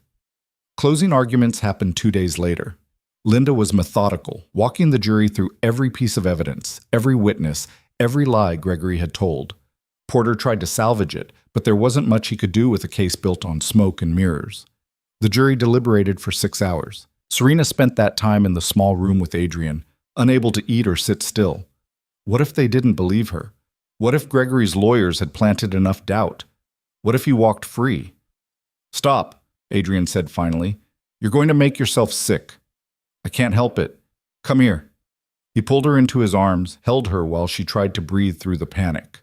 "Whatever happens, we deal with it. Together." The call came at 4:30. The jury had reached a verdict. Back in the courtroom, Serena sat between Adrian and Linda, her heart hammering so hard she thought everyone could hear it. The jury filed in, their faces unreadable. Gregory stood as the judge asked for the verdict. "On the count of fraud in the first degree, how do you find?" "Guilty."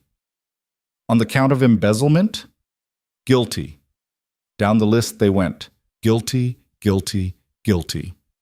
On every count, every single one. When they reached the attempted murder charge, Serena held her breath. "Guilty!" The courtroom erupted. Reporters scrambled for their phones. Victims cried in relief. Gregory's face went white, then red, and he started shouting something his lawyer tried to shut down. The judge banged her gavel, calling for order. Serena couldn't hear any of it over the roaring in her ears. It was done. He was guilty. He was going to prison for the rest of his life. Adrian's arm came around her shoulders. She turned into him and finally let herself cry. Sentencing came 2 weeks later. Gregory got 40 years for the fraud and embezzlement charges, life without parole for attempted murder. The judge delivered the sentence without emotion, just cold legal facts. Gregory would die in prison. There was no other outcome. He looked at Serena as they let him out. Tried to say something, but the guards pulled him away before the words could land. Serena watched him go and felt nothing. No satisfaction, no vindication, just emptiness where all the fear and anger used to live. "It's over," Linda said, shaking Serena's hand. "You did it." "We did it," Serena corrected. Outside the courthouse, the media was waiting. Serena had prepared a statement with Linda's help. She stood on the steps, Adrian beside her, but slightly back, letting her have this moment. "My father hurt a lot of people," Serena said, reading from the paper in her shaking hands. "He stole from them, lied to them, destroyed lives without remorse. I'm grateful to the jury for seeing through his lies and holding him accountable. But this verdict isn't just about punishment, it's about truth. It's about saying that abuse has consequences, that victims deserve to be heard and believed. I hope everyone he hurt can find some peace now. I know I'm going to try." The questions came fast after that, but Adrian guided her to the car, and they left before she had to answer any of them. In the quiet of the back seat, Serena let out a long breath. "You okay?" Adrian asked. "I don't know. I thought I'd feel different when it was over. Lighter, maybe, but I just feel tired." "That's normal. You've been carrying this for months. It's going to take time to let it go." "What if I can't? Let it go, I mean." "Then we figure it out together." His hand found hers. "You're not alone in this, Serena. You know that, right?" "Yeah, I do." That night, Serena couldn't sleep. She lay in bed staring at the ceiling, her mind replaying the trial, the verdict, her father's face as they led him away. She should feel victorious, should feel like she'd won something, but mostly she just felt empty. She got up, pulled on a robe, and wandered downstairs. The estate was quiet, most of the lights off. She found Adrian in the library, reading by lamplight. "Can't sleep?" he asked without looking up. "No." She sat in the chair across from him. "Did you ever get revenge on the man who hurt your sister?" Adrian set his book aside. "Yes." "Did it help?"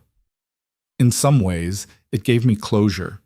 Let me feel like I'd done something, but it didn't bring her back. Didn't erase what happened." He leaned forward. "Why are you asking?" "Because I thought putting my father away would fix something in me. Make me feel whole again, but I still feel broken." "You're not broken. You're healing. There's a difference." "Doesn't feel like it." Adrian stood, moved to sit on the arm of her chair. "Healing isn't linear. Some days you'll feel strong. Other days you'll feel like you're back at square one, but you keep moving forward anyway. That's all you can do." "Is that what you did? After your sister died?" "Eventually. Took me years to figure it out. But yeah, eventually I learned to carry it without letting it destroy me." Serena leaned against him, taking comfort in his solidity. "What happens now?" With us, I mean. The trial's over. I don't have to hide anymore. I could leave, start over somewhere else. Is that what you want? No, but I don't want to be a burden either. Adrian's hand cupped her face, tilted it up so she was looking at him. You're not a burden, you're... He stopped, seemed to search for the right words. You're the best thing that's happened to me in a long time, and I know the timing is shit. I know we met under the worst circumstances. But I don't want you to leave. What do you want? I want you to stay. Build that foundation you've been planning. Help the people you want to help. And I want to be part of that. Part of your life, if you'll let me. Serena kissed him, slow and deep, pouring everything she couldn't say into the touch. When they pulled apart, she rested her forehead against his. I'm staying, she said. Not because I don't have anywhere else to go. Not because I'm scared or obligated, but because I want to. Because you're part of the future I'm building. Does that work for you? Yeah, Adrian said softly. That works for me. They stayed like that for a long time, wrapped in each other, the library quiet around them. Tomorrow would bring new challenges, building the foundation, navigating their relationship, figuring out what normal looked like after everything they'd been through. But for tonight, this was enough. Serena had survived. She had fought back. And now, finally, she could start to live. The building was falling apart when Serena first saw it. Cracked windows, peeling paint, a front door that hung crooked on its hinges. It sat on the edge of the warehouse district, surrounded by chain-link fence and weeds that had reclaimed the parking lot. The real estate agent kept apologizing, kept saying she had other properties to show, better ones. But Serena stood in the overgrown lot and saw something else. She saw rooms full of light, bedrooms where women could sleep without fear, a kitchen where people could share meals and stories, a place that could transform pain into possibility. This one, she said. Adrian, standing beside her with his hands in his pockets, raised an eyebrow. You're sure? It needs a lot of work. So did I, and you didn't give up on me. He smiled at that. Fair point. When can we start renovations? The agent blinked. You want to buy it? But you haven't even seen inside. We'll take it, Adrian said. Draw up the papers. That had been 4 months ago. Now in early spring, Serena stood in the same spot and barely recognized the place. The fence was gone, replaced by a low stone wall with a gate that actually worked. The weeds had become gardens, flowers that would bloom come summer, vegetables that women staying here could tend and harvest. The building itself had been gutted and rebuilt, every room designed with care and purpose. Haven House. That's what they'd named it. Simple, direct, true. Elena came out the front door carrying a clipboard. The furniture delivery is here. Where do you want the beds? Second floor, rooms 3 through 8. The rest we'll figure out as we go. Serena followed her inside, still marveling at how much had changed. The main floor had a large common area with comfortable couches and chairs, a kitchen big enough for communal cooking, offices for counselors and caseworkers. Upstairs were 12 bedrooms, each with its own bathroom, each decorated to feel like a sanctuary instead of a shelter. They'd been working non-stop to get it ready. Adrian had put up the initial funding, but Serena had raised more through grants and donations, learning how to navigate the nonprofit world with the same determination she'd once used to survive her father. It hadn't been easy. There were still people who looked at her and only saw Gregory Vale's daughter, who questioned whether she was stable enough to run something like this. But she'd proven them wrong. Over and over she'd shown up, done the work, made the vision real. Adrian appeared in the doorway with Marcus, both of them carrying boxes. Where do these go? What's in them? Linens, I think. Elena ordered about 1,000 things, and I lost track. Serena smiled. Put them in the supply closet for now. We'll sort it later. He set the box down, stretched his back. How are you feeling about tomorrow? Tomorrow was the opening. They'd invited local officials, domestic violence advocates, the women's shelter network that had agreed to refer residents to Haven House. It would be official, public, real. Terrified, Serena admitted. What if nobody comes? What if we built this whole thing and it just sits empty? They'll come. You've seen the referral list. There are already 8 women waiting for beds. I know, but what if I mess it up? What if I'm not good enough at this? Adrian moved closer, took her hands. Then you'll learn. You'll make mistakes and fix them and keep going. That's what you do. She wanted to believe him, wanted to feel confident instead of like she was one mistake away from proving everyone who doubted her right. But the fear was always there, lurking underneath everything else. A car pulled up outside. Sarah Chen, the journalist who'd interviewed Serena during the trial. She'd stayed in touch, checking in occasionally, and had asked to do a story on Haven House's opening. "I'll handle the tour," Elena said, heading to meet Sarah. "You two finish up here." After they left, Serena and Adrian worked in comfortable silence for a while, organizing supplies and checking items off the seemingly endless to-do list. It was mundane, domestic almost, and Serena found herself thinking about how much her life had changed in less than a year. She'd gone from invisible to visible, from victim to survivor to something else. Advocate, maybe. Builder. Someone who mattered. "Can I ask you something?" she said, breaking the silence. "Always. Do you ever regret it? Taking me in that night? Everything that came after?" Adrian set down the box he was holding, looked at her fully. "No, not once." "Even though it complicated everything? Made you enemies?" "I already had enemies. You just gave me a reason to draw clearer lines." He crossed to where she stood. "Serena, meeting you. It changed things for me too. Made me think about what I wanted my legacy to be. Whether I wanted to keep building an empire on fear or start building something that actually helped people." "You're not going to tell me you're going legitimate, are you?" He laughed. "Not entirely. I'm still who I am, but I've been making changes. Shutting down some operations, redirecting resources. Marcus thinks I've lost my mind." "Have you?" "Maybe. Or maybe I just finally figured out what matters." His hand cupped her cheek. "This place, what you're building here, it's important. More important than most of what I've spent my life doing. You're helping build it too. With money. You're the one with the vision, the drive. I'm just supporting that." Serena leaned into his touch. They'd been together for months now, navigating the complicated space between who they'd been and who they were becoming. It wasn't always easy. Adrian's world still had darkness in it, danger that sometimes kept Serena up at night. And she was still healing, still learning how to trust, how to let someone in without fear of being destroyed. But they were trying, both of them, messy and imperfect and real. "I love you," she said. The words still felt new, vulnerable. She'd only said them once before, late one night when she'd woken from a nightmare and found Adrian there, solid and safe. "I love you too." He kissed her forehead. "Now come on. We've got about 100 more boxes to unpack before tomorrow." The opening ceremony was smaller than Serena had expected, but somehow more meaningful. The mayor gave a speech about community support. A representative from the State Domestic Violence Coalition talked about the need for more resources. And then it was Serena's turn. She stood at the podium they'd set up in the front garden, looking out at the 50 or so people gathered on folding chairs. Adrian sat in the front row next to Elena and Marcus.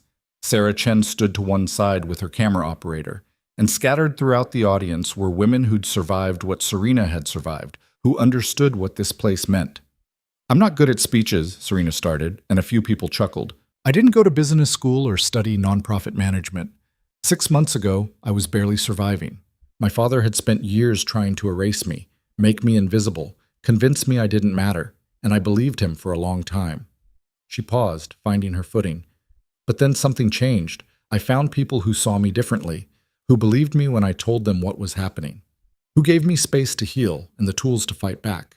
And I realized I'm not the only one who needs that. There are so many women out there who are invisible, who are hurting, who think there's no way out." Her eyes found Adrian's. He nodded, encouraging. "Haven House exists to tell those women they're wrong, that there is a way out, that they matter. We're not perfect. We're going to make mistakes. We're going to learn as we go. But we're here. And we're not going anywhere." Serena's voice strengthened. "This place is proof that surviving isn't the end of the story. It's the beginning. And whatever comes next, you don't have to face it alone." The applause felt overwhelming. Serena stepped away from the podium, shaking, and Adrian was there immediately, his hand finding the small of her back. "You did good," he murmured. "I didn't cry. I'm calling it a win." After the ceremony, people toured the building. Serena answered questions, accepted congratulations. tried not to think about the weight of responsibility settling on her shoulders. 8 women were moving in next week. 8 lives depending on her to get this right. One of the visitors was a woman maybe 10 years older than Serena, with tired eyes and a nervous energy. She introduced herself as Michelle. "I work at the downtown shelter," Michelle said. "We're at capacity, always. Having a place like this, it's going to save lives." "I hope so." "No, I mean it. I've been in this field for 15 years. I've seen what happens when women have nowhere to go.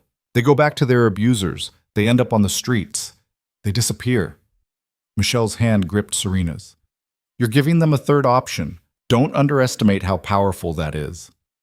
After everyone left, after the chairs were folded and the podium put away, Serena sat on the front steps of Haven House and let herself breathe. The sun was setting, painting the sky in shades of orange and pink. In a week, this place would be full of voices, of life. Women rebuilding from ruins, just like she had. Adrian sat beside her, handed her a bottle of water. "How are you holding up?" "Ask me in a month when we have actual residents and real problems. You're going to be great at this." "You don't know that." "Yes, I do. Because you've lived it. You know what these women need because you needed it too." He draped an arm around her shoulders. "And because you're stubborn and smart and you don't give up. Those are pretty good qualifications." Serena rested her head on his shoulder. "What about us? What happens when I'm here 70 hours a week dealing with crises? Then I support you. Help where I can. Take you to dinner when you forget to eat." He pressed a kiss to her hair. "We make it work." "Just like that? Just like that?" It sounded simple when he said it. Serena knew it wouldn't be.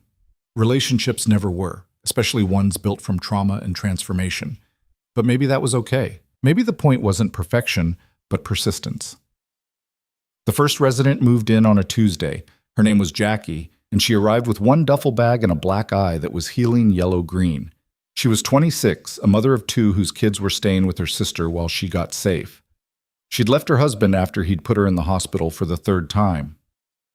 Serena met her at the door, showed her to her room on the 2nd floor. Jackie set her bag down and looked around at the clean white walls, the comfortable bed, the window with curtains she could actually close.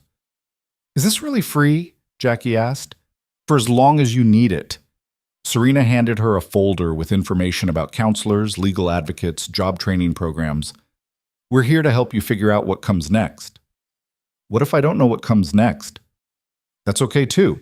You don't have to have it all figured out today." So Jackie's eyes filled with tears. "My husband, he said nobody would help me, that I was worthless without him, that I deserved everything he did." "He was wrong," Serena said firmly, "about all of it."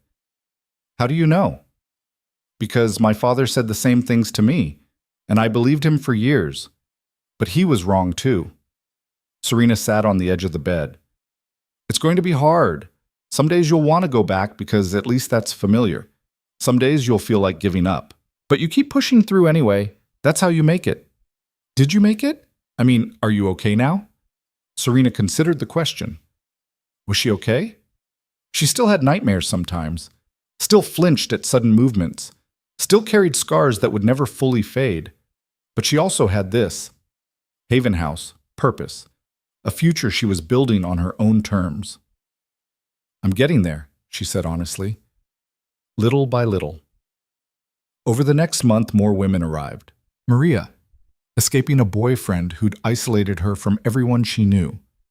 Tanya, whose husband had controlled every penny and left her with nothing when she finally ran. Lisa, barely 19, pregnant and terrified.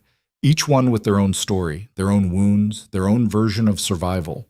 Serena met with each of them, heard their stories, helped connect them with resources. It was exhausting and heartbreaking and occasionally beautiful when she saw moments of progress.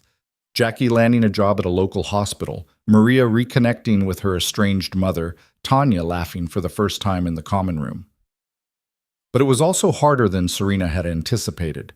The responsibility of it, the weight of knowing that mistakes could have real consequences. One night, 3 weeks after opening, she came home to the estate. She still split her time between Haven House and Adrian's place and found him in the kitchen making dinner. "Bad day?" he asked, reading her expression. One of the residents left, went back to her abuser. Serena slumped into a chair. I tried to talk her out of it, gave her every resource, every reason to stay. But she went anyway. That's not your fault. Isn't it? Maybe I didn't do enough. Maybe I missed something. Adrian set down the knife he was using, came to sit across from her. You can't save everyone. Some people aren't ready. Some people need to hit bottom a few more times before they can climb out. It doesn't mean you failed. It feels like failure. I know, but you have to remember, you're giving them a choice. What they do with that choice is up to them. He took her hand. How many women are still there? 11. All of them making progress. Then focus on that. On the ones you are helping, don't let the one who left erase the 11 who stayed. Serena knew he was right, but it still hurt. The work continued. Spring turned to summer, and Haven House found its rhythm. Serena hired a full-time counselor and a case manager. They established partnerships with local employers willing to hire women with gaps in their work history. They set up a childcare exchange so mothers could work or attend appointments. Small victories, incremental progress. And slowly, Serena started to feel like she knew what she was doing. Like this wasn't just a dream, but a reality she was sustaining. Her relationship with Adrian evolved too. They'd moved past the initial intensity into something steadier, more grounded. He'd started stepping back from some of his darker business dealings, though Serena knew he'd never fully leave that world. But he was trying, finding ways to use his power and resources for something better. One evening in late July, they sat on the terrace of the estate watching the sun set. Adrian had been quiet all day, distracted. What's wrong? Serena asked. Nothing's wrong. I've just been thinking. About? He turned to face her. About the future. About what we're building, both of us. And I keep coming back to the same question. Which is? Whether you'd want to make this permanent. Serena's heart skipped. What do you mean? Adrian reached into his pocket, pulled out a small box, opened it to reveal a ring, simple, elegant, a single diamond on a platinum band. I mean, marry me, he said. Not because you need protection or because you owe me anything, but because I love you and I want to build a life with you, whatever that looks like. Serena stared at the ring, her mind racing. Marriage. She'd never thought she'd want that, never thought she'd trust anyone enough. But Adrian wasn't just anyone. He was the person who'd seen her at her worst and stayed, who'd believed in her when she couldn't believe in herself, who'd helped her transform pain into purpose. Yes, she said, the word coming out breathless. Yes, I'll marry you. He slid the ring onto her finger, kissed her like they had all the time in the world. And maybe they did. Maybe this was just the beginning of something that would last. They got married in September, a small ceremony in the gardens of the estate. Elena stood as Serena's maid of honor, Marcus as Adrian's best man. Sarah Chen came to cover it for her paper, but only because Serena had invited her as a friend. The residents of Haven House attended too, along with a few of Adrian's associates who'd managed to go legitimate, and some people from the nonprofit world Serena now navigated.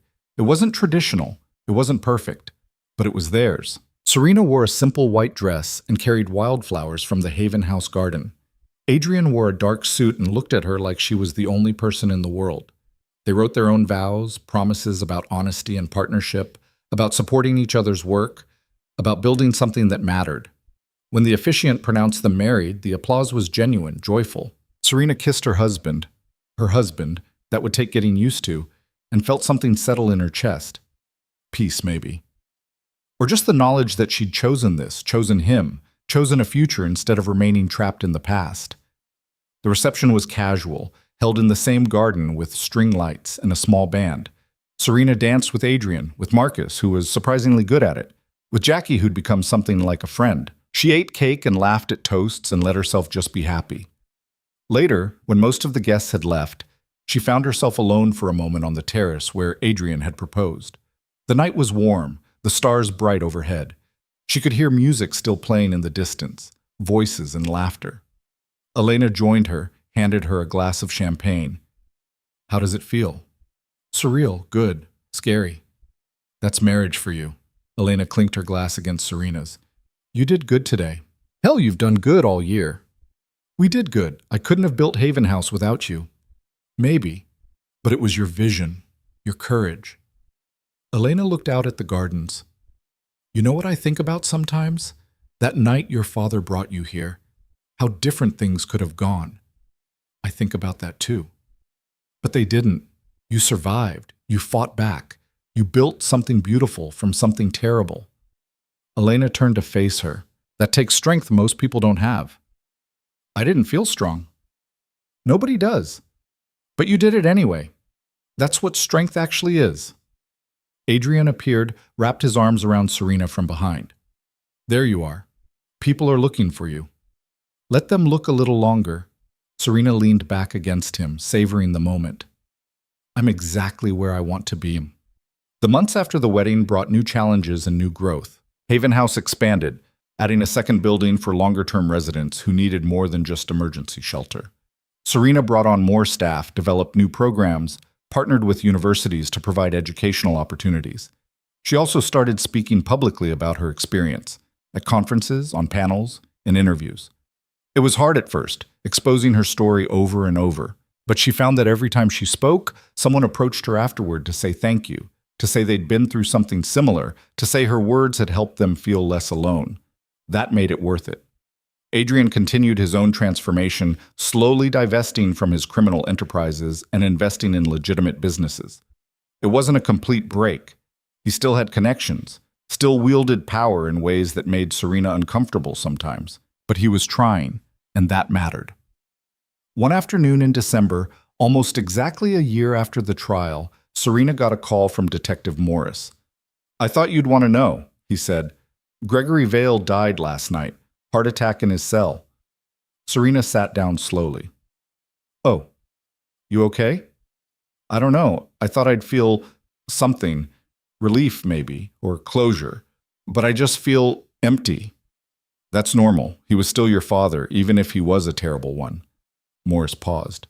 For what it's worth, you did the right thing, testifying, holding him accountable. A lot of people wouldn't have had that courage. After the call ended, Serena sat in her office at Haven House, processing. Her father was dead. The man who'd hurt her, who'd tried to erase her, who'd haunted her nightmares, gone. She waited for the grief to come, or the relief, or anything. But there was just numbness. She called Adrian. He came immediately, found her still sitting in the same position. Morris called, she said. My father's dead. Adrian sat beside her, took her hand. How are you feeling? I don't know. I thought I'd be happy, or at least satisfied, but I'm just nothing. You're allowed to feel nothing, or everything, or something in between. There's no right way to process this. He died in prison, alone. Part of me thinks he deserved that, but part of me, her voice broke, part of me still wishes he'd been different, that he'd been the father I needed instead of the monster he was. I know. Adrian pulled her close. I know.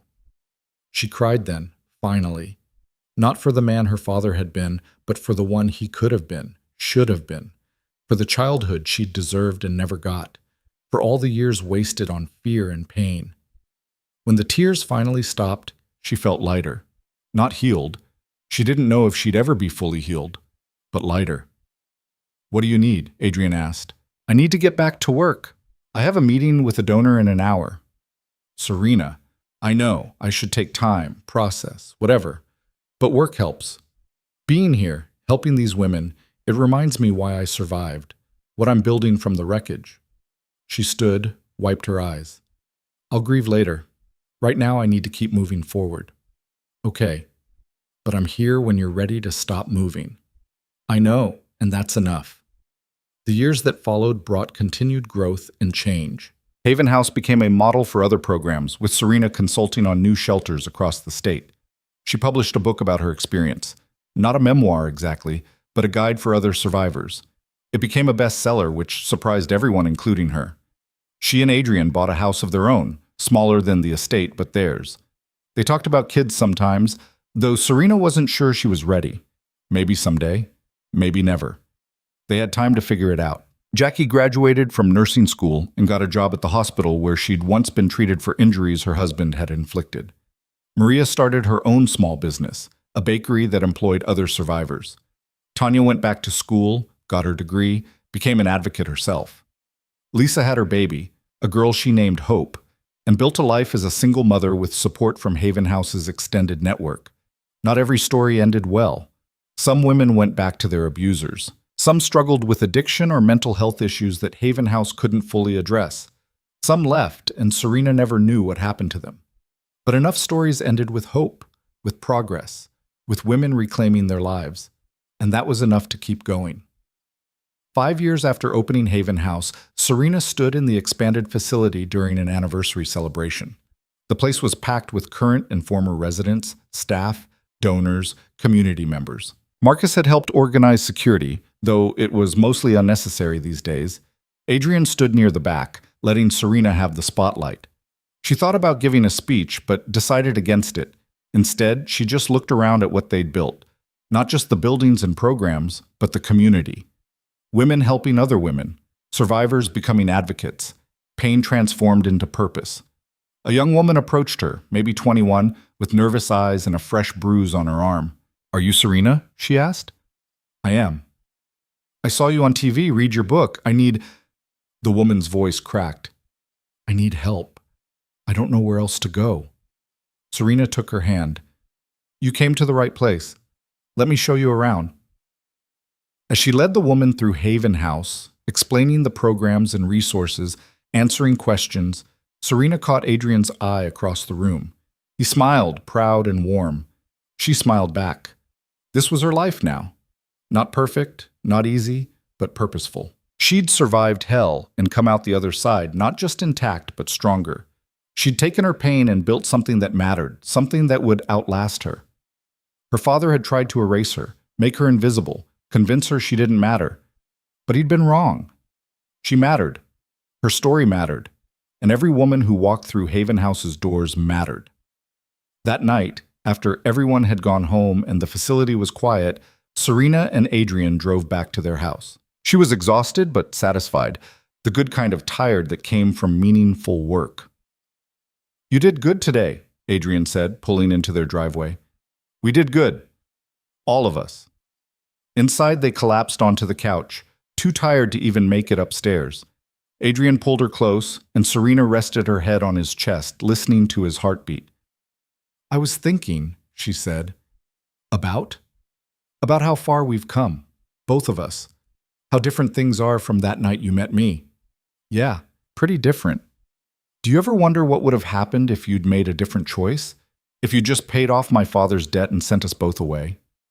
No, because that's not what happened. We're here, and this is real, and that's all that matters.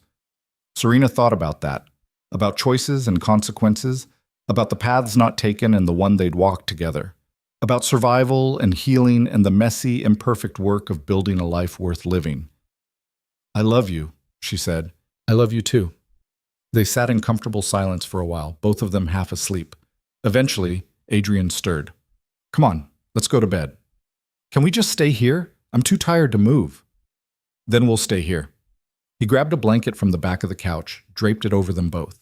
Serena snuggled closer, feeling safe and warm and home. Tomorrow would bring new challenges. More women needing help, more work to be done, more healing to navigate. But tonight, she could rest. Tonight, she could just be Serena, not a victim, not even a survivor. Just a woman who'd fought for her life and won, who'd built something meaningful from the ruins, who'd found love in the darkest place and chosen to keep it. Her father had wanted her dead, but she was gloriously, defiantly alive. And she wasn't done yet, not by a long shot. Outside, the city moved on with its million lights and endless stories. Inside, Serena closed her eyes and let herself drift toward sleep. Adrian's arms around her, Haven House standing strong across town, proof that even the worst pain could be transformed into something beautiful. She'd survived, she'd fought back, and she'd won. Not perfectly, not without scars, but completely, fully, truly. And that was enough.